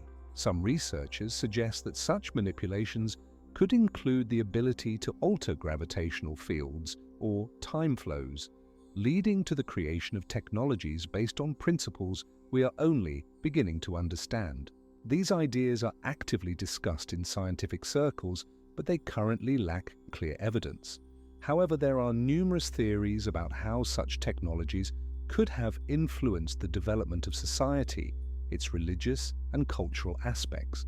For example, if such a civilization had indeed existed, it might have created a cult based on beliefs in controlling nature, which could have influenced their worldview and social structure. Furthermore, if they possessed such abilities, they might have used them to create unique architectural forms that nonetheless did not leave traces on Earth, as they could have been mere projections or temporary structures disappearing as quickly as they appeared. This raises further questions about how far the knowledge and technologies of this civilization could have advanced and how they might have transformed the society in which they lived. Some scientists even propose that such manipulations of quantum states could have created impressive visual effects perceived as divine interventions or miracles, thereby reinforcing their power and influence. It is important to note that such ideas about manipulating quantum states do not contradict modern scientific theories, but rather open up new horizons for research and discussion.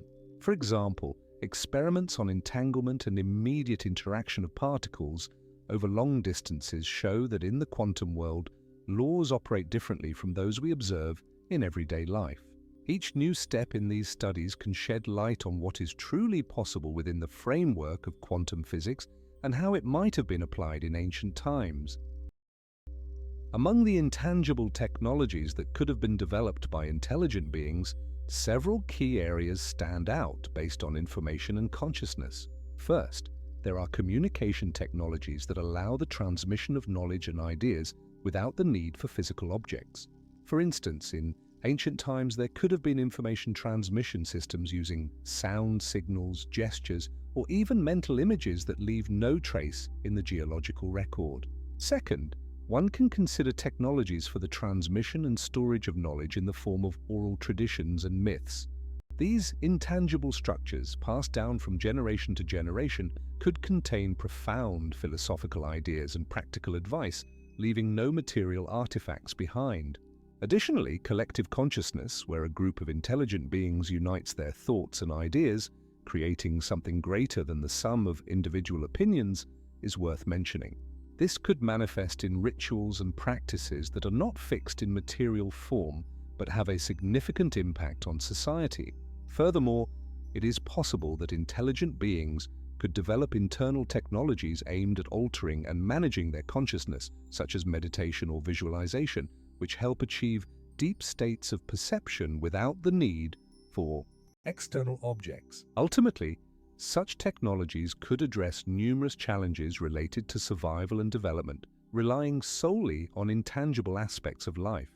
Despite the lack of physical traces, these practices and ideas could have a lasting impact on society and its development. The concept of planetary consciousness implies an awareness of the unity of humanity and our interconnectedness with nature and the environment.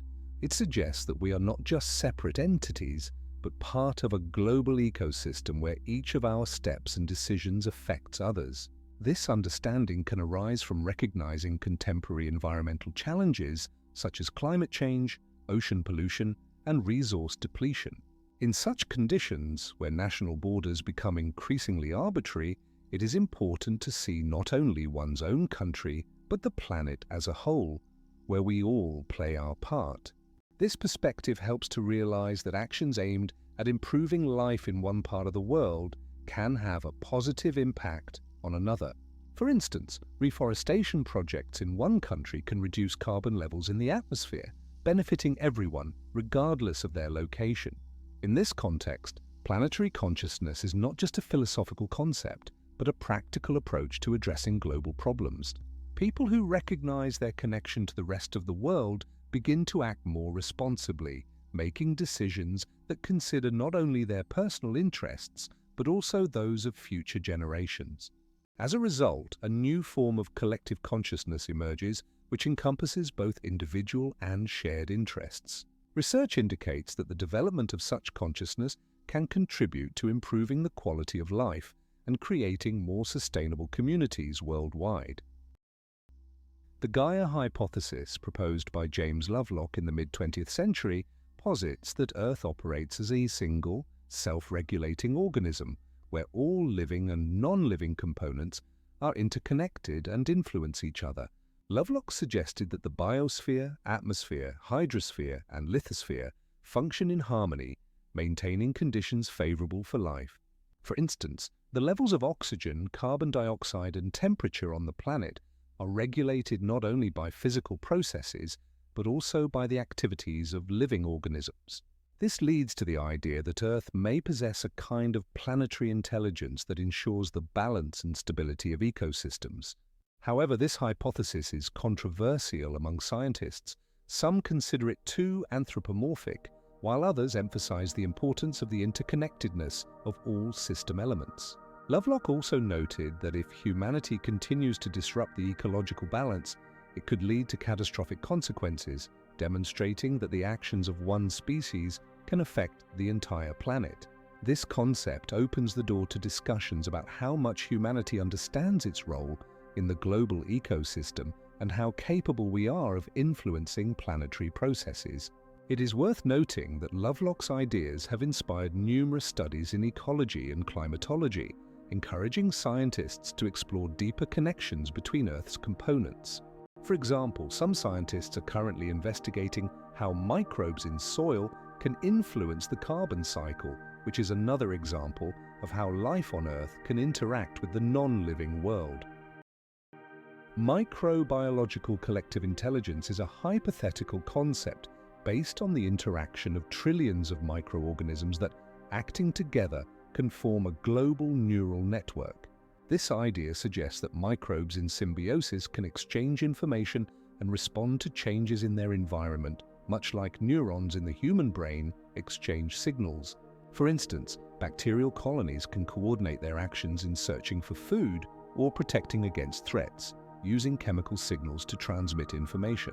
Thus, one can imagine that each microbial colony functions as a separate node in a vast network, where each element contributes to the collective consciousness. This hypothesis is supported by experiments showing that microorganisms can alter their behavior depending on environmental conditions, indicating the presence of some level of collective intelligence. For example, in the presence of food, they can unite and form more complex structures, such as biofilms, where each bacterium plays a role in maintaining the colony's life. Furthermore, research shows that such interactions can impact entire ecosystems. For instance, when environmental conditions change, such as drought or pollution, bacteria can adapt and alter their metabolic pathways, which in turn affects soil health and plant health. This concept opens new horizons for understanding ecosystems and the interactions of living organisms, raising questions about how complex forms of life, which we do not yet fully understand, can be. Acting as a whole, microbes can create resilient ecosystems that can survive in the most extreme conditions, from hot springs to icy deserts.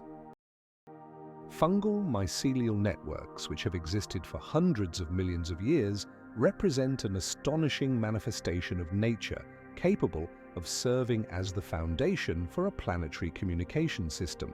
These networks, composed of thin fungal threads, cover vast territories connecting trees, plants, and even soil organisms. They facilitate the exchange of nutrients and information between living beings, reminiscent of the functioning of internet networks. For instance, fungal mycelia can transmit chemical signals between plants, warning them of pests or stress. This interaction not only promotes the survival of individual organisms but also supports entire ecosystems. Studies show that mycelia can transmit information over distances of several kilometers, making them one of the most effective information exchange mechanisms in nature. In some cases, fungi can even teach plants how to respond to changes in their environment, acting as a kind of internet for flora. Therefore, mycelial networks are considered a potential model for creating technologies that could mimic these processes for data transmission in modern communication systems. These ideas open up new horizons for research, as scientists continue to explore how these ancient systems can be adapted to address modern challenges. Mycelia wrapping around tree roots or spreading in soil create complex and interconnected structures that can be compared to neural networks in the brain, highlighting their remarkable ability to communicate and integrate information in nature. Temporal chauvinism is a concept that implies not just a one-sided perception of history, but also the ignoring of the multi-layered nature of cultural processes over time. It manifests in the desire to prioritize one epoch or culture while diminishing or ignoring the achievements of other periods and peoples. This is a kind of historical bias which can be both conscious and unconscious. For instance, it is often encountered that certain inventions or achievements are claimed to have been made exclusively within the framework of one culture, without considering the influence or borrowings from other sources. Temporal chauvinism can also manifest in the interpretation of historical events, where one nation is portrayed as progressive and civilized, while another is depicted as backward and barbaric. This distorts the understanding of history, reducing it to simple binary oppositions, which leads to an insufficient understanding of the complex interconnections between cultures. For example, within the framework of temporal chauvinism, historical facts about how various civilizations exchange knowledge, technologies, and cultural practices, creating a unique fabric of human history, are often ignored. As a result, such an approach not only simplifies history, but also hinders the recognition of how we, as humanity, have arrived at what we have today. This leads to many important aspects of history being overlooked, and some achievements and influences being left out of the picture. For instance, many are unaware of how technologies borrowed from one culture became the foundation for the development of another, thereby forming interconnected histories. Modern people often tend to believe that past epochs were less developed and more primitive than our time. This perspective creates a false impression of ancient civilizations, which at the very least did not lag behind modern times in various technologies and cultural achievements. For instance, Mesopotamia, known as the cradle of civilization, developed complex irrigation systems and used cuneiform writing to record laws and economic transactions as early as the 3rd millennium BCE. Ancient Egyptians built pyramids with such precision that even today scientists cannot fully explain how they achieved such results without modern tools. The Incas in South America created extensive road and bridge networks that allowed them to effectively manage their empire, and developed agriculture, enabling them to cultivate over 300 varieties of potatoes. Even within Europe, for example, in ancient Rome, there were complex water supply and sewage systems that allowed tens of thousands of citizens to enjoy comfort that seems impossible without modern technologies. However, many continue to ignore these facts, perceiving ancient peoples through the prism of modern standards and biased stereotypes about primitivity. This leads to the frequent underestimation of our ancestors' achievements and the loss of the opportunity to study how their experience can be relevant and useful in the modern world. It is important to remember that many aspects of our life, such as architecture, art, and even philosophy, have roots in those very civilizations that we today consider less developed. For example, the famous Greek philosopher Plato discussed ideas about a just society and an ideal state as early as the 4th century BCE, which forms the basis for modern political theories. In this context, it is important to realize that the perception of history through the prism of progress can not only be erroneous, but also harmful to understanding the connections between cultures and their development. There are numerous examples where technologies and achievements of ancient peoples were later adapted and used, which underscores not only their high level of development, but also their ability to innovate and change. Therefore, the assertion of the primitivity of the past not only ignores facts, but also hinders a deeper understanding of human history.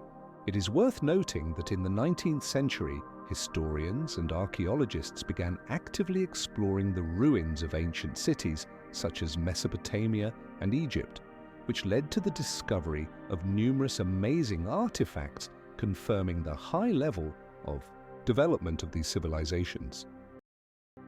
The cyclical nature of history is not merely an abstract concept, but a real process that has been observed throughout the geological history of Earth.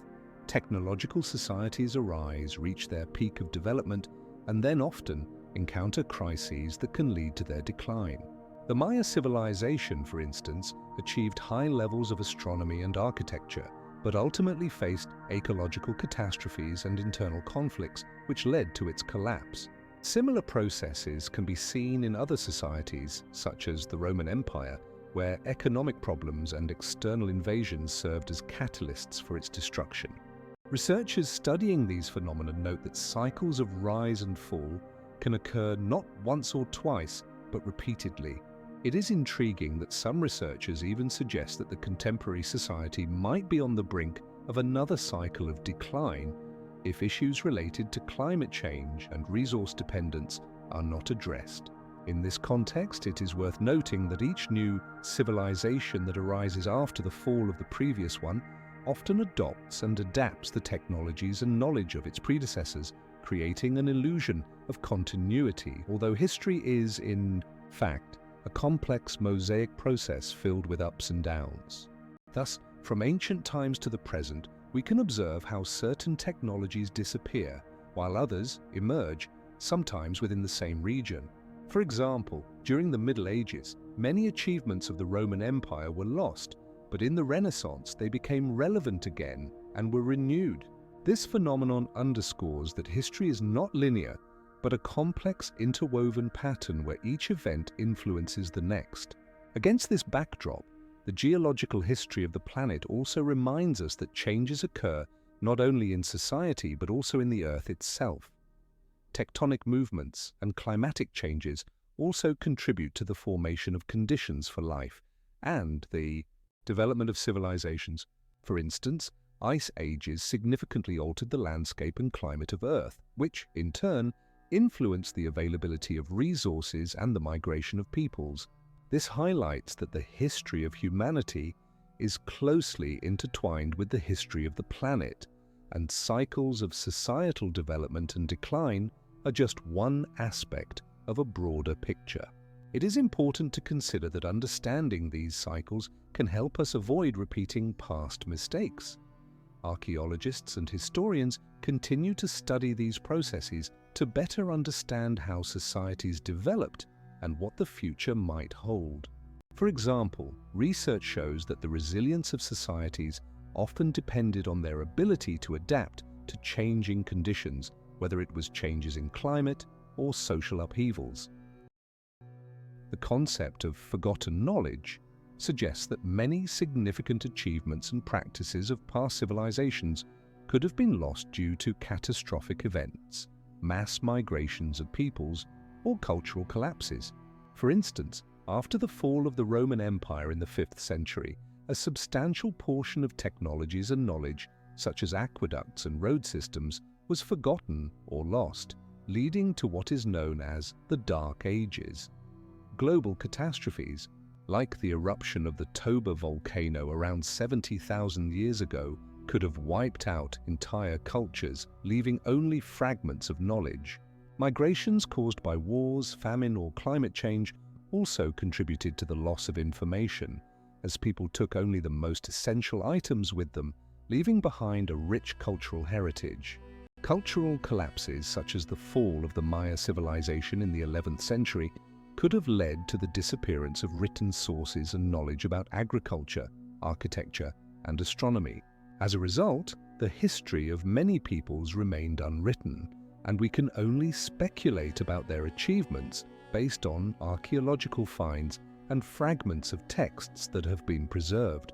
For example, researchers have found that on the territory of Mesopotamia, where the Sumerians lived, many of their achievements in mathematics and astronomy were lost because subsequent generations were unable to fully understand their written systems and methods. Such examples demonstrate how easily knowledge can be lost and remain hidden beneath layers of time awaiting discovery. The recovery of forgotten knowledge requires significant efforts from archaeologists and historians who strive to connect scattered evidence and reconstruct the lost pages of human history. Cosmic consciousness is a concept that describes an expanded perception of reality that transcends individual experience. This state encompasses an understanding of one's place in the universe, an awareness of the interconnectedness of all things, and a sense of unity with the surrounding world. In such a perception, a person begins to feel part of something greater than mere physical existence. Research shows that such consciousness can arise from various experiences, including meditation, deep emotional moments, or even extreme situations. In this state, attention is not limited to personal experiences, but also extends to the collective human experience, its history and future. This feeling can strengthen a sense of responsibility for the surrounding world and deepen the understanding of the ecosystem in which we live. In some cases, cosmic consciousness is associated with an acute perception of time, where past, present, and future merge into a single whole. People experiencing such states often describe them as transcendent and life-changing, which can influence their views and actions. These shifts in perception can lead to a deeper appreciation of cultural heritage and historical events, highlighting the importance of studying and preserving knowledge of the past. Such perspectives can form the basis for new approaches in archaeology and history, opening new horizons for understanding human experience. It is important to note that cosmic consciousness is not a universal state available to everyone, but its manifestations can be diverse, depending on individual experience and context. This concept continues to generate interest and discussion in scientific and cultural circles, raising questions about how we perceive our place in the world and how this perception shapes our interaction with history and culture. In recent decades, there has been a growing interest in studying such states, as evidenced by numerous studies aimed at understanding the influence of consciousness on the perception of the surrounding reality. The hypothesis of panspermia suggests that life on Earth could have originated not on our planet, but rather was brought from space.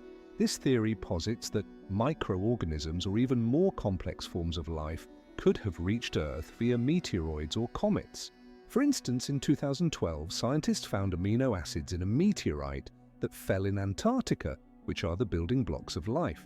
This discovery has fueled discussions about the possibility of life existing in other parts of the universe and how it might interact with Earth. Furthermore, panspermia opens up intriguing prospects for theories about ancient intelligent beings. If life indeed came from space, it could mean that intelligent forms of life existed in other parts of the galaxy and might have sent messages or expeditions to Earth. For example, the hypothesis that extraterrestrial civilizations could have been responsible for the creation of the first forms of life on Earth finds echoes in the myths of many cultures, where deities or beings descending from the heavens are mentioned. These stories often feature knowledge and technologies that were beyond the reach of humans at that time. This raises the question of whether these beings were truly divine or representatives of more advanced civilizations. Research indicates that some ancient texts, such as Sumerian cuneiform tablets, describe encounters with beings possessing advanced technologies, which could be interpreted as evidence of their extraterrestrial origin.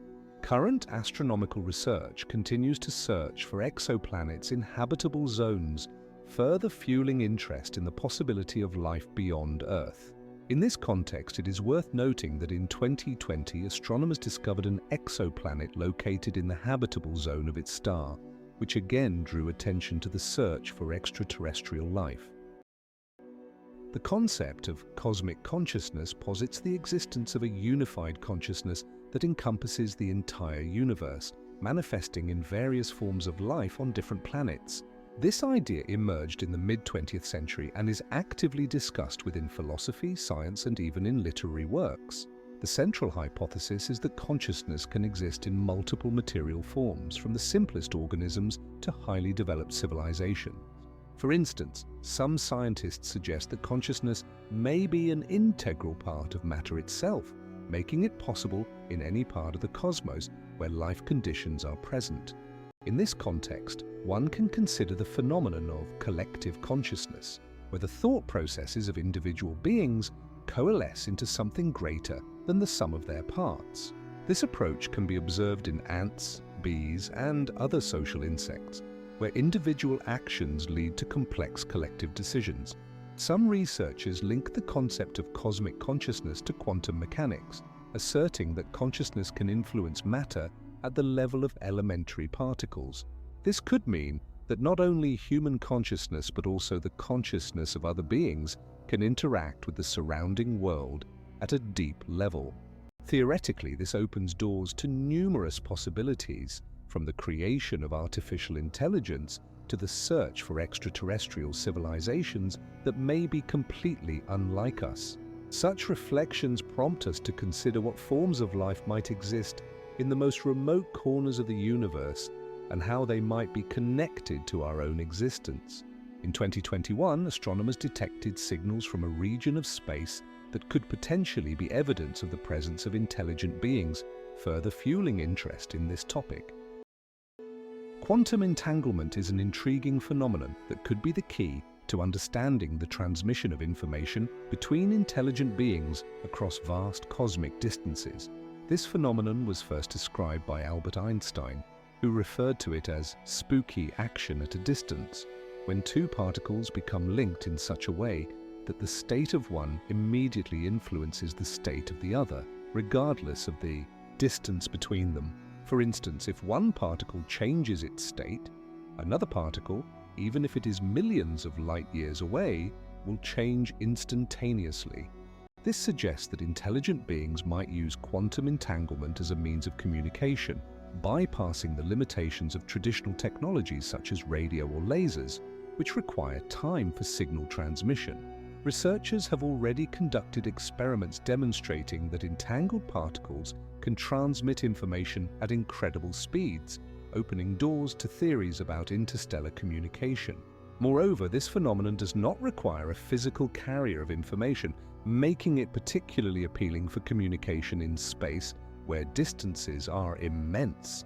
The application of quantum entanglement in interstellar communication implies that civilizations with advanced technologies could exchange data without being affected by distance, fundamentally altering our understanding of communications on an astronomical scale. Scientific work in this area continues to progress, and experiments with quantum systems are becoming increasingly complex, offering hope for further discoveries in this field. Research indicates that quantum entanglement can be used not only for information transmission, but also for creating unique security systems that are beyond the reach of traditional communication methods.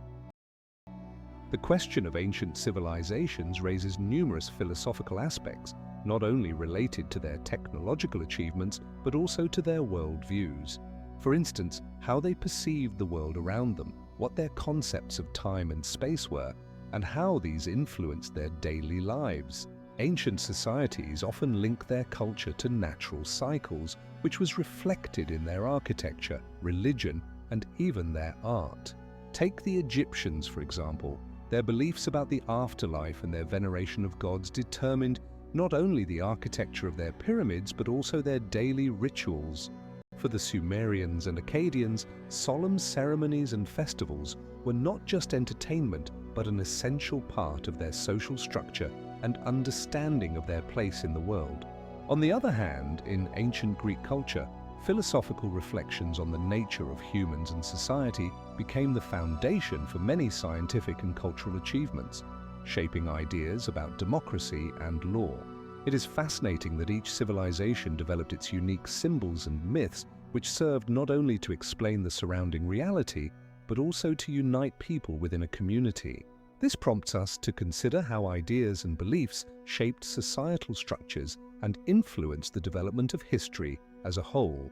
In this context, it is worth examining how elements such as language, art, and religion became the connecting threads that united generations, transmitting knowledge and traditions, preserving the memory of ancestors.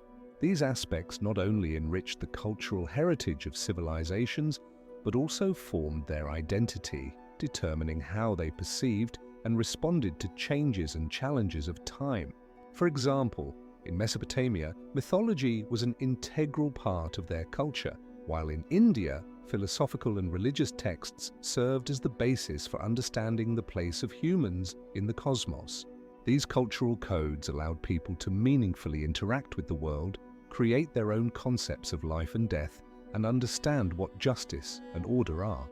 Comparing various civilizations shows that despite geographical and temporal differences, humanity has always sought answers to the same questions, highlighting the universality of human experience.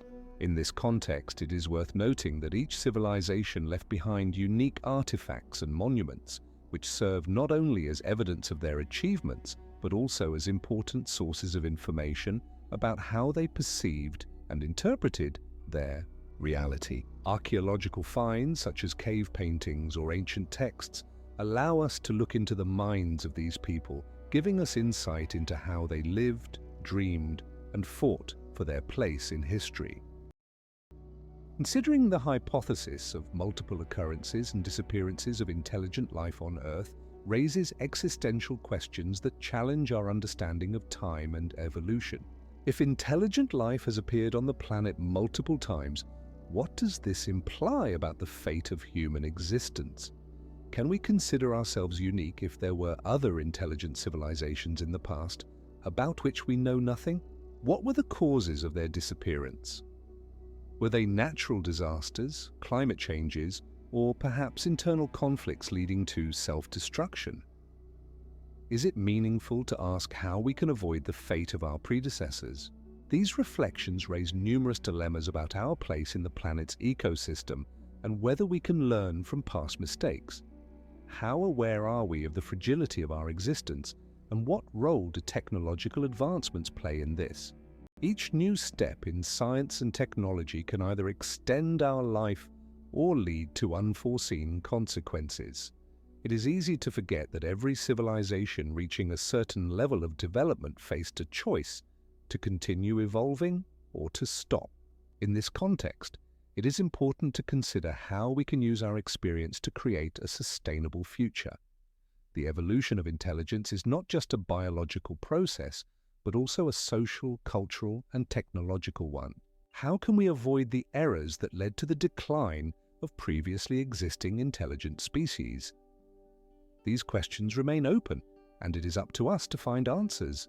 It is crucial to remember that every new theory about life on Earth, whether it posits multiple occurrences of intelligent beings or a single occurrence, requires deeper analysis and thorough verification.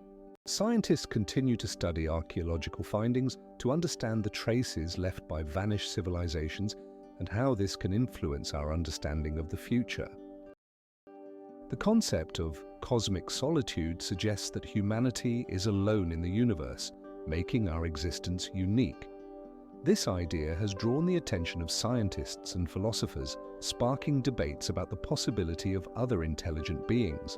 If archaeologists were to discover traces of ancient non-human civilizations, it could fundamentally alter our perception of ourselves. We might realize that we are not the only intelligent beings to have ever existed, which would compel us to reevaluate our understanding of our own development and evolution. For instance, if technologies comparable to ours or written evidence were found, this could lead to a re-evaluation of our place in the cosmos.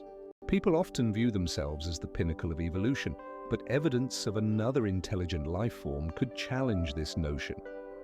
This could also spur new research aimed at finding extraterrestrial civilizations.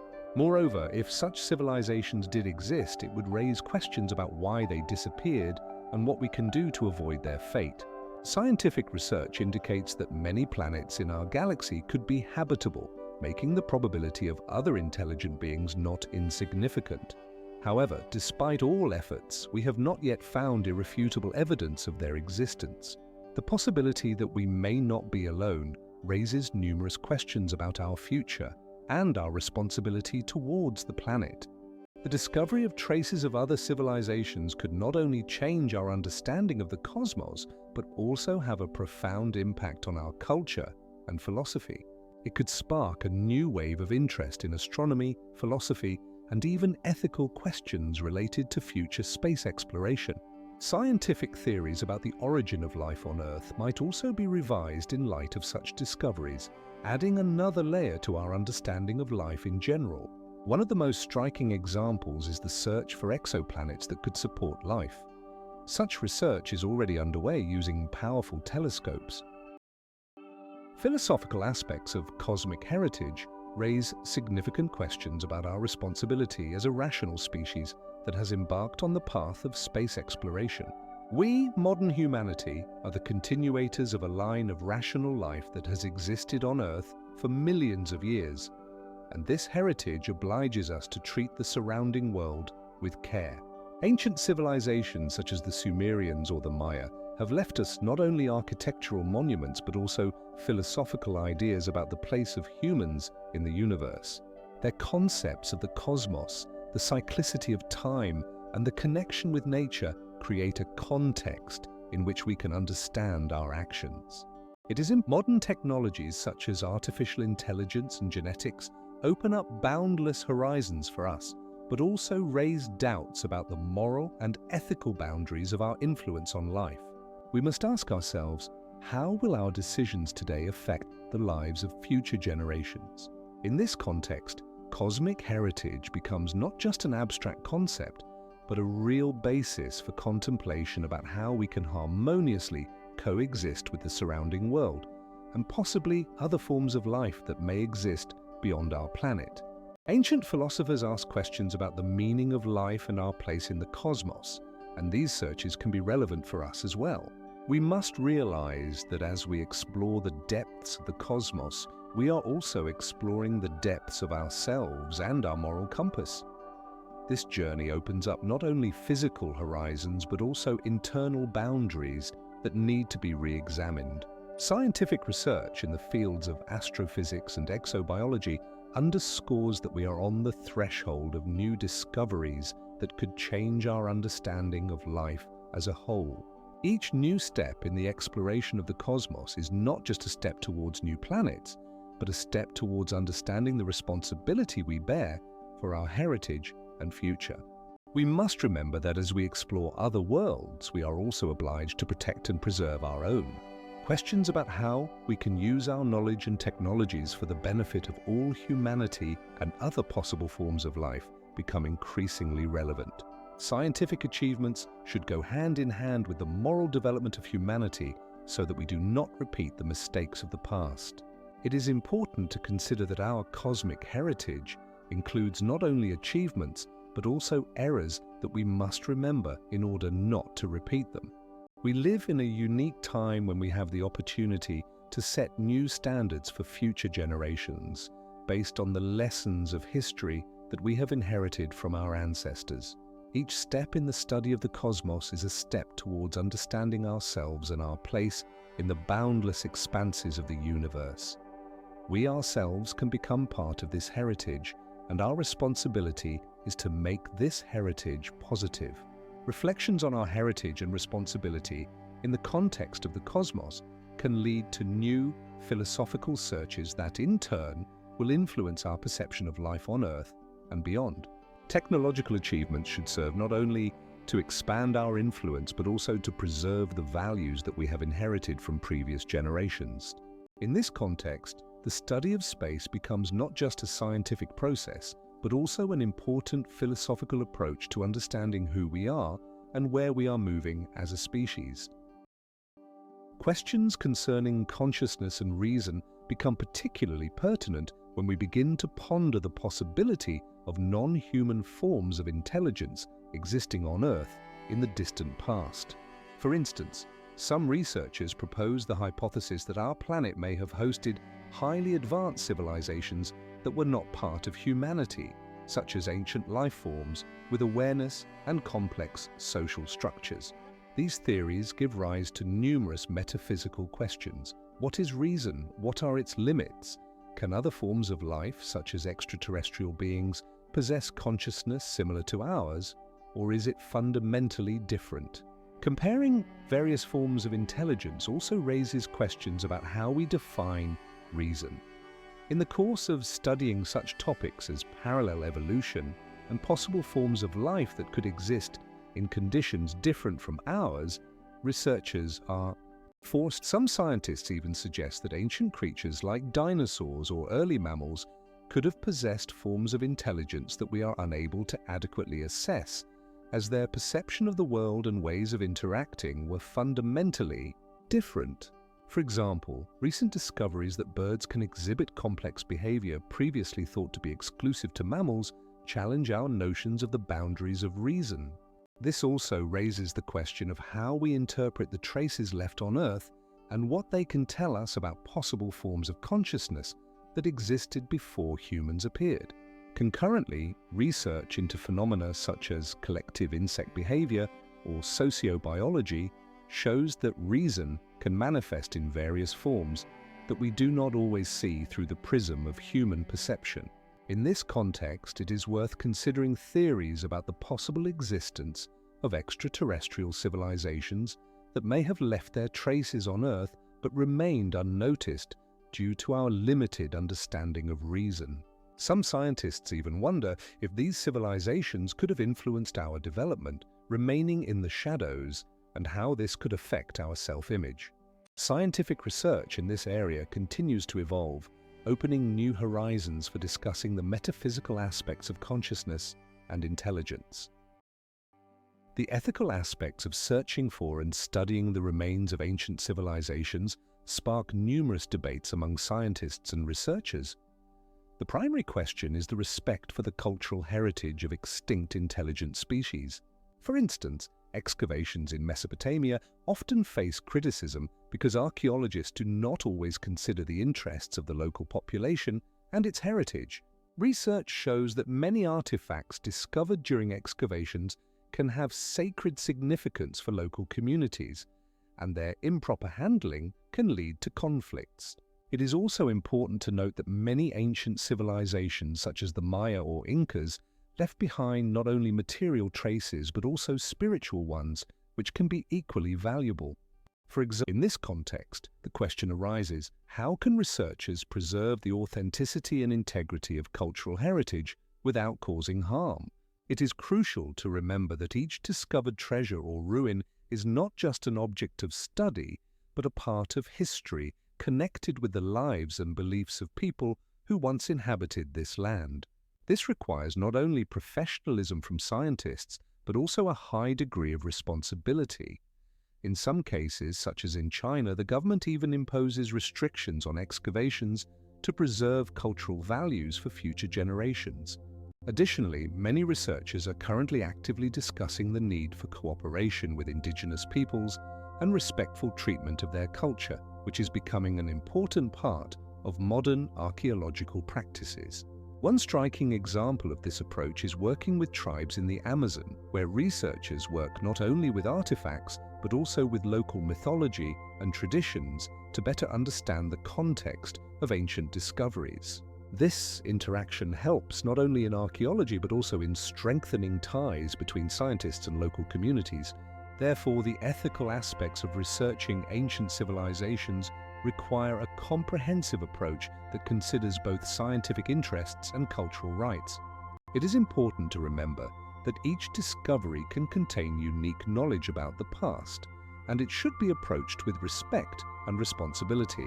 Researchers should be prepared for the fact that their work may cause disputes and contradictions, especially when it comes to cultural and historical values. Discoveries made in different parts of the world can serve not only as evidence of the achievements of ancient civilizations, but also as a reminder of the importance of preserving the memory of the people who created them. In this context, it is worth remembering that each discovery is not only a scientific achievement, but also an opportunity for dialogue between the past and the present. The concept of cosmic ethics posits that intelligent species, capable of existing in various corners of the universe, should consider moral obligations towards one another, even if separated by vast temporal and spatial distances. This idea is based on the assumption that life can emerge not only on Earth, but also on other planets, and that intelligent beings may share similar moral principles despite differences in evolution and culture. For instance, if an extraterrestrial civilization has reached a high level of technological development, it might view our planet as an object of interest or even as a potential resource. In such a case, the question arises, what ethical norms should they adhere to when interacting with us? Another aspect of cosmic ethics pertains to our relationship with possible forms of life that may exist in the future. If we ever manage to colonize other planets, should we respect their ecosystems and existing species? These questions raise serious moral dilemmas. Some scientists argue that it is necessary to establish universal ethical norms that would help prevent conflicts between different species. This includes responsibility for the consequences of one's actions, whether on Earth or on other planets. Furthermore, the principle of universal care suggests that intelligent species should care for the well-being of all forms of life they encounter. This is important because our actions can have long-term consequences not only for us, but also for future generations. Within this framework, it is also crucial to consider that interactions between civilizations may not always be peaceful. Earth's history is filled with examples of more advanced civilizations oppressing less advanced ones. The concept of cosmic ethics requires us to reflect on how to avoid such scenarios in the cosmos and how to develop ethical norms that would be relevant for extraterrestrial civilizations. This opens new horizons for philosophical debates and scientific research, as understanding morality on such a scale requires deep reflection on our place in the universe. In this context, scientists propose various models that could help in the formation of such norms, including ideas about mutual respect and responsibility for one's actions. Astronomy and exobiology are already exploring the possibility of life on other planets, raising ethical questions about how we should respond to potential contacts with extraterrestrial civilizations. The concept of heritage for the future encompasses a wide range of aspects related to what we leave for future generations. This is not just about material objects like buildings or monuments, but also about cultural, scientific, and ecological achievements that shape our civilization. It is crucial to understand that every action we take today influences how the world will look in decades or even centuries. For instance, modern technologies, including artificial intelligence and sustainable energy sources, can serve as the foundation for future societies that live in harmony with nature. In this context, heritage for the future becomes not just an abstract concept, but a practical task that requires us to be responsible and forward-thinking. We must consider how our actions today can impact the ecological balance, social structures, and cultural diversity. This heritage is formed at the intersection of science, technology, and public consciousness, where every detail matters. When we talk about the future, we must remember that we, today's inhabitants of the planet, are the architects of tomorrow. The questions we ask ourselves and the choices we make determine not only our present, but also how our descendants will live. The ethical dilemmas that arise in this process require serious consideration and discussion, making this topic particularly relevant in today's world. It is important to remember that our heritage is not just what we leave behind, but also how we use the available resources and knowledge to create a better world. For example, there are many ways we can change our attitude towards nature and ourselves to leave a more sustainable planet for future generations. Creating long-term messages for future civilizations on Earth is a topic that sparks numerous debates and contemplations. One of the most notable examples of such messages are the famous time crystals left behind by ancient civilizations such as the Maya and the Egyptians. These cultures not only left behind architectural monuments, but also inscribed records on stone and metal tablets containing information about their achievements, religion, and daily life. Modern scientists are considering the possibility of creating similar messages that could outlast our time and convey information to future civilizations. For instance, the Golden Record sent with Voyager in 1979 contains sounds and images depicting life on Earth. However, the question remains, how can we ensure the preservation of such messages over centuries?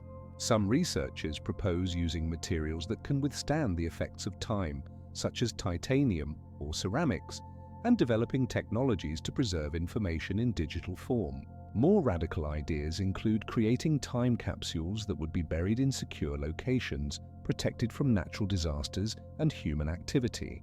It is interesting to note that the ancient Romans left their messages in the form of mosaics and frescoes that told about their lives. Such messages not only inform but also serve as a reminder that as a civilization, we must consider the consequences of our actions.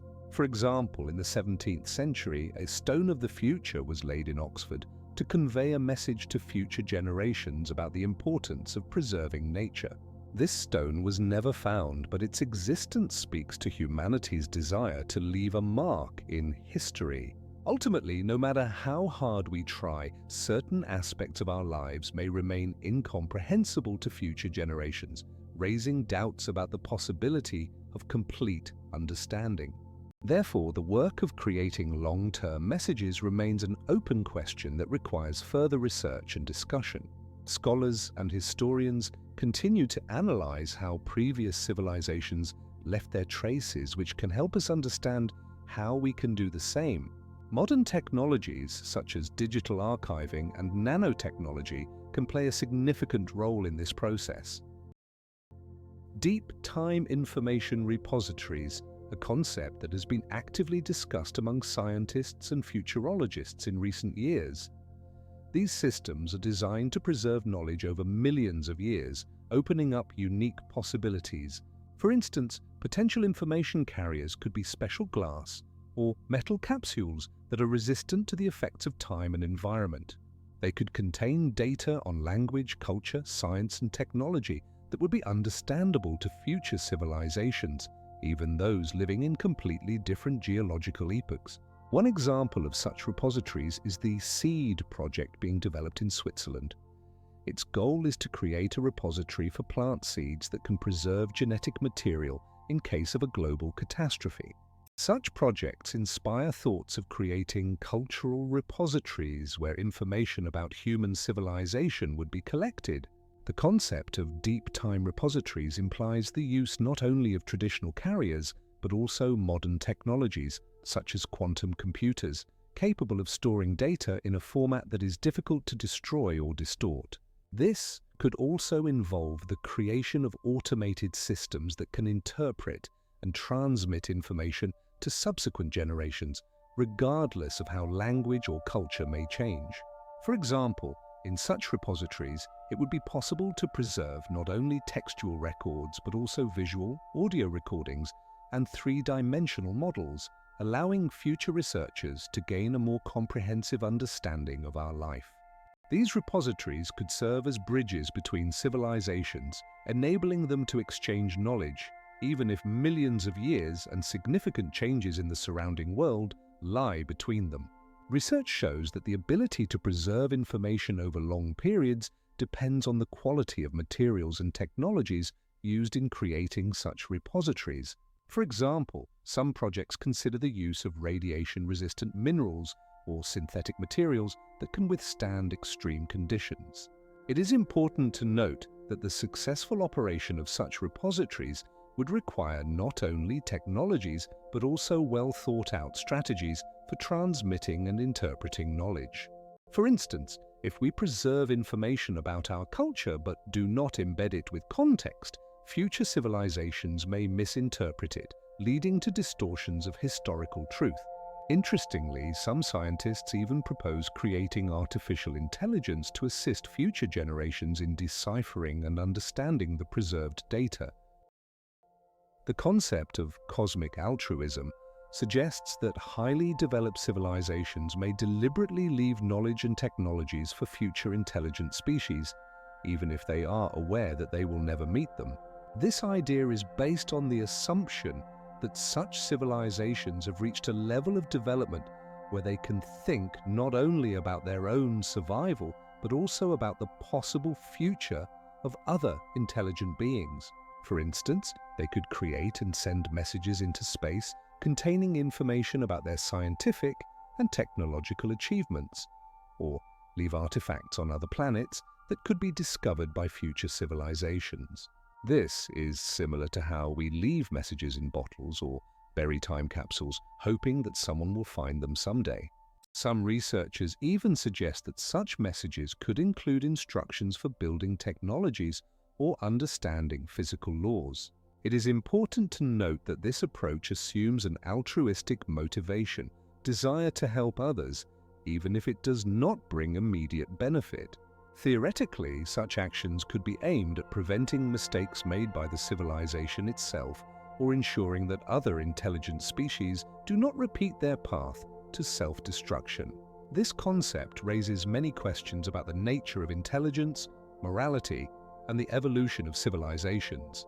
For example, can a developed civilization aware of its own temporary existence truly consider the future of other species on such a grand scale? Some scientists point to parallels with our own efforts to preserve knowledge, such as the Library of Alexandria, where they tried to preserve all available human knowledge so that future generations could benefit from it.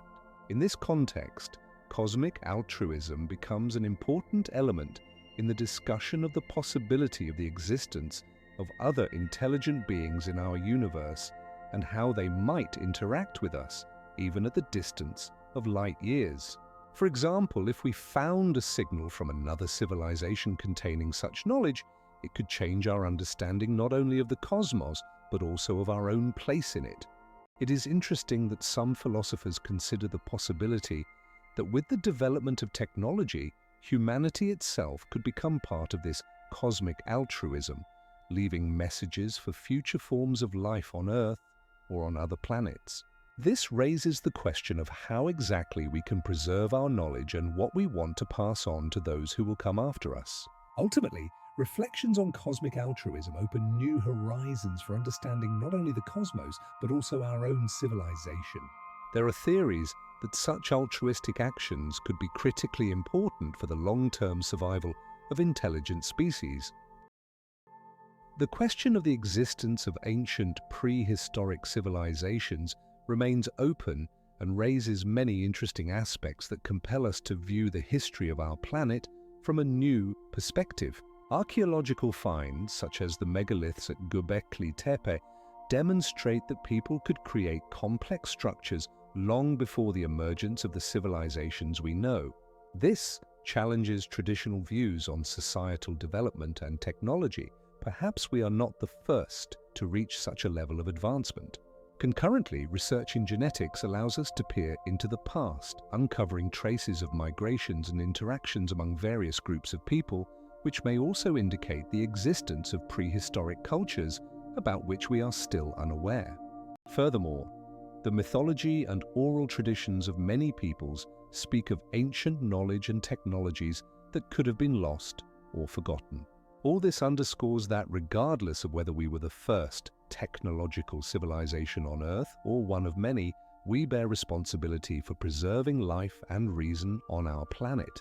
Considering the scale of time and space, it is worth contemplating what possibilities our future holds as we delve into the unknown.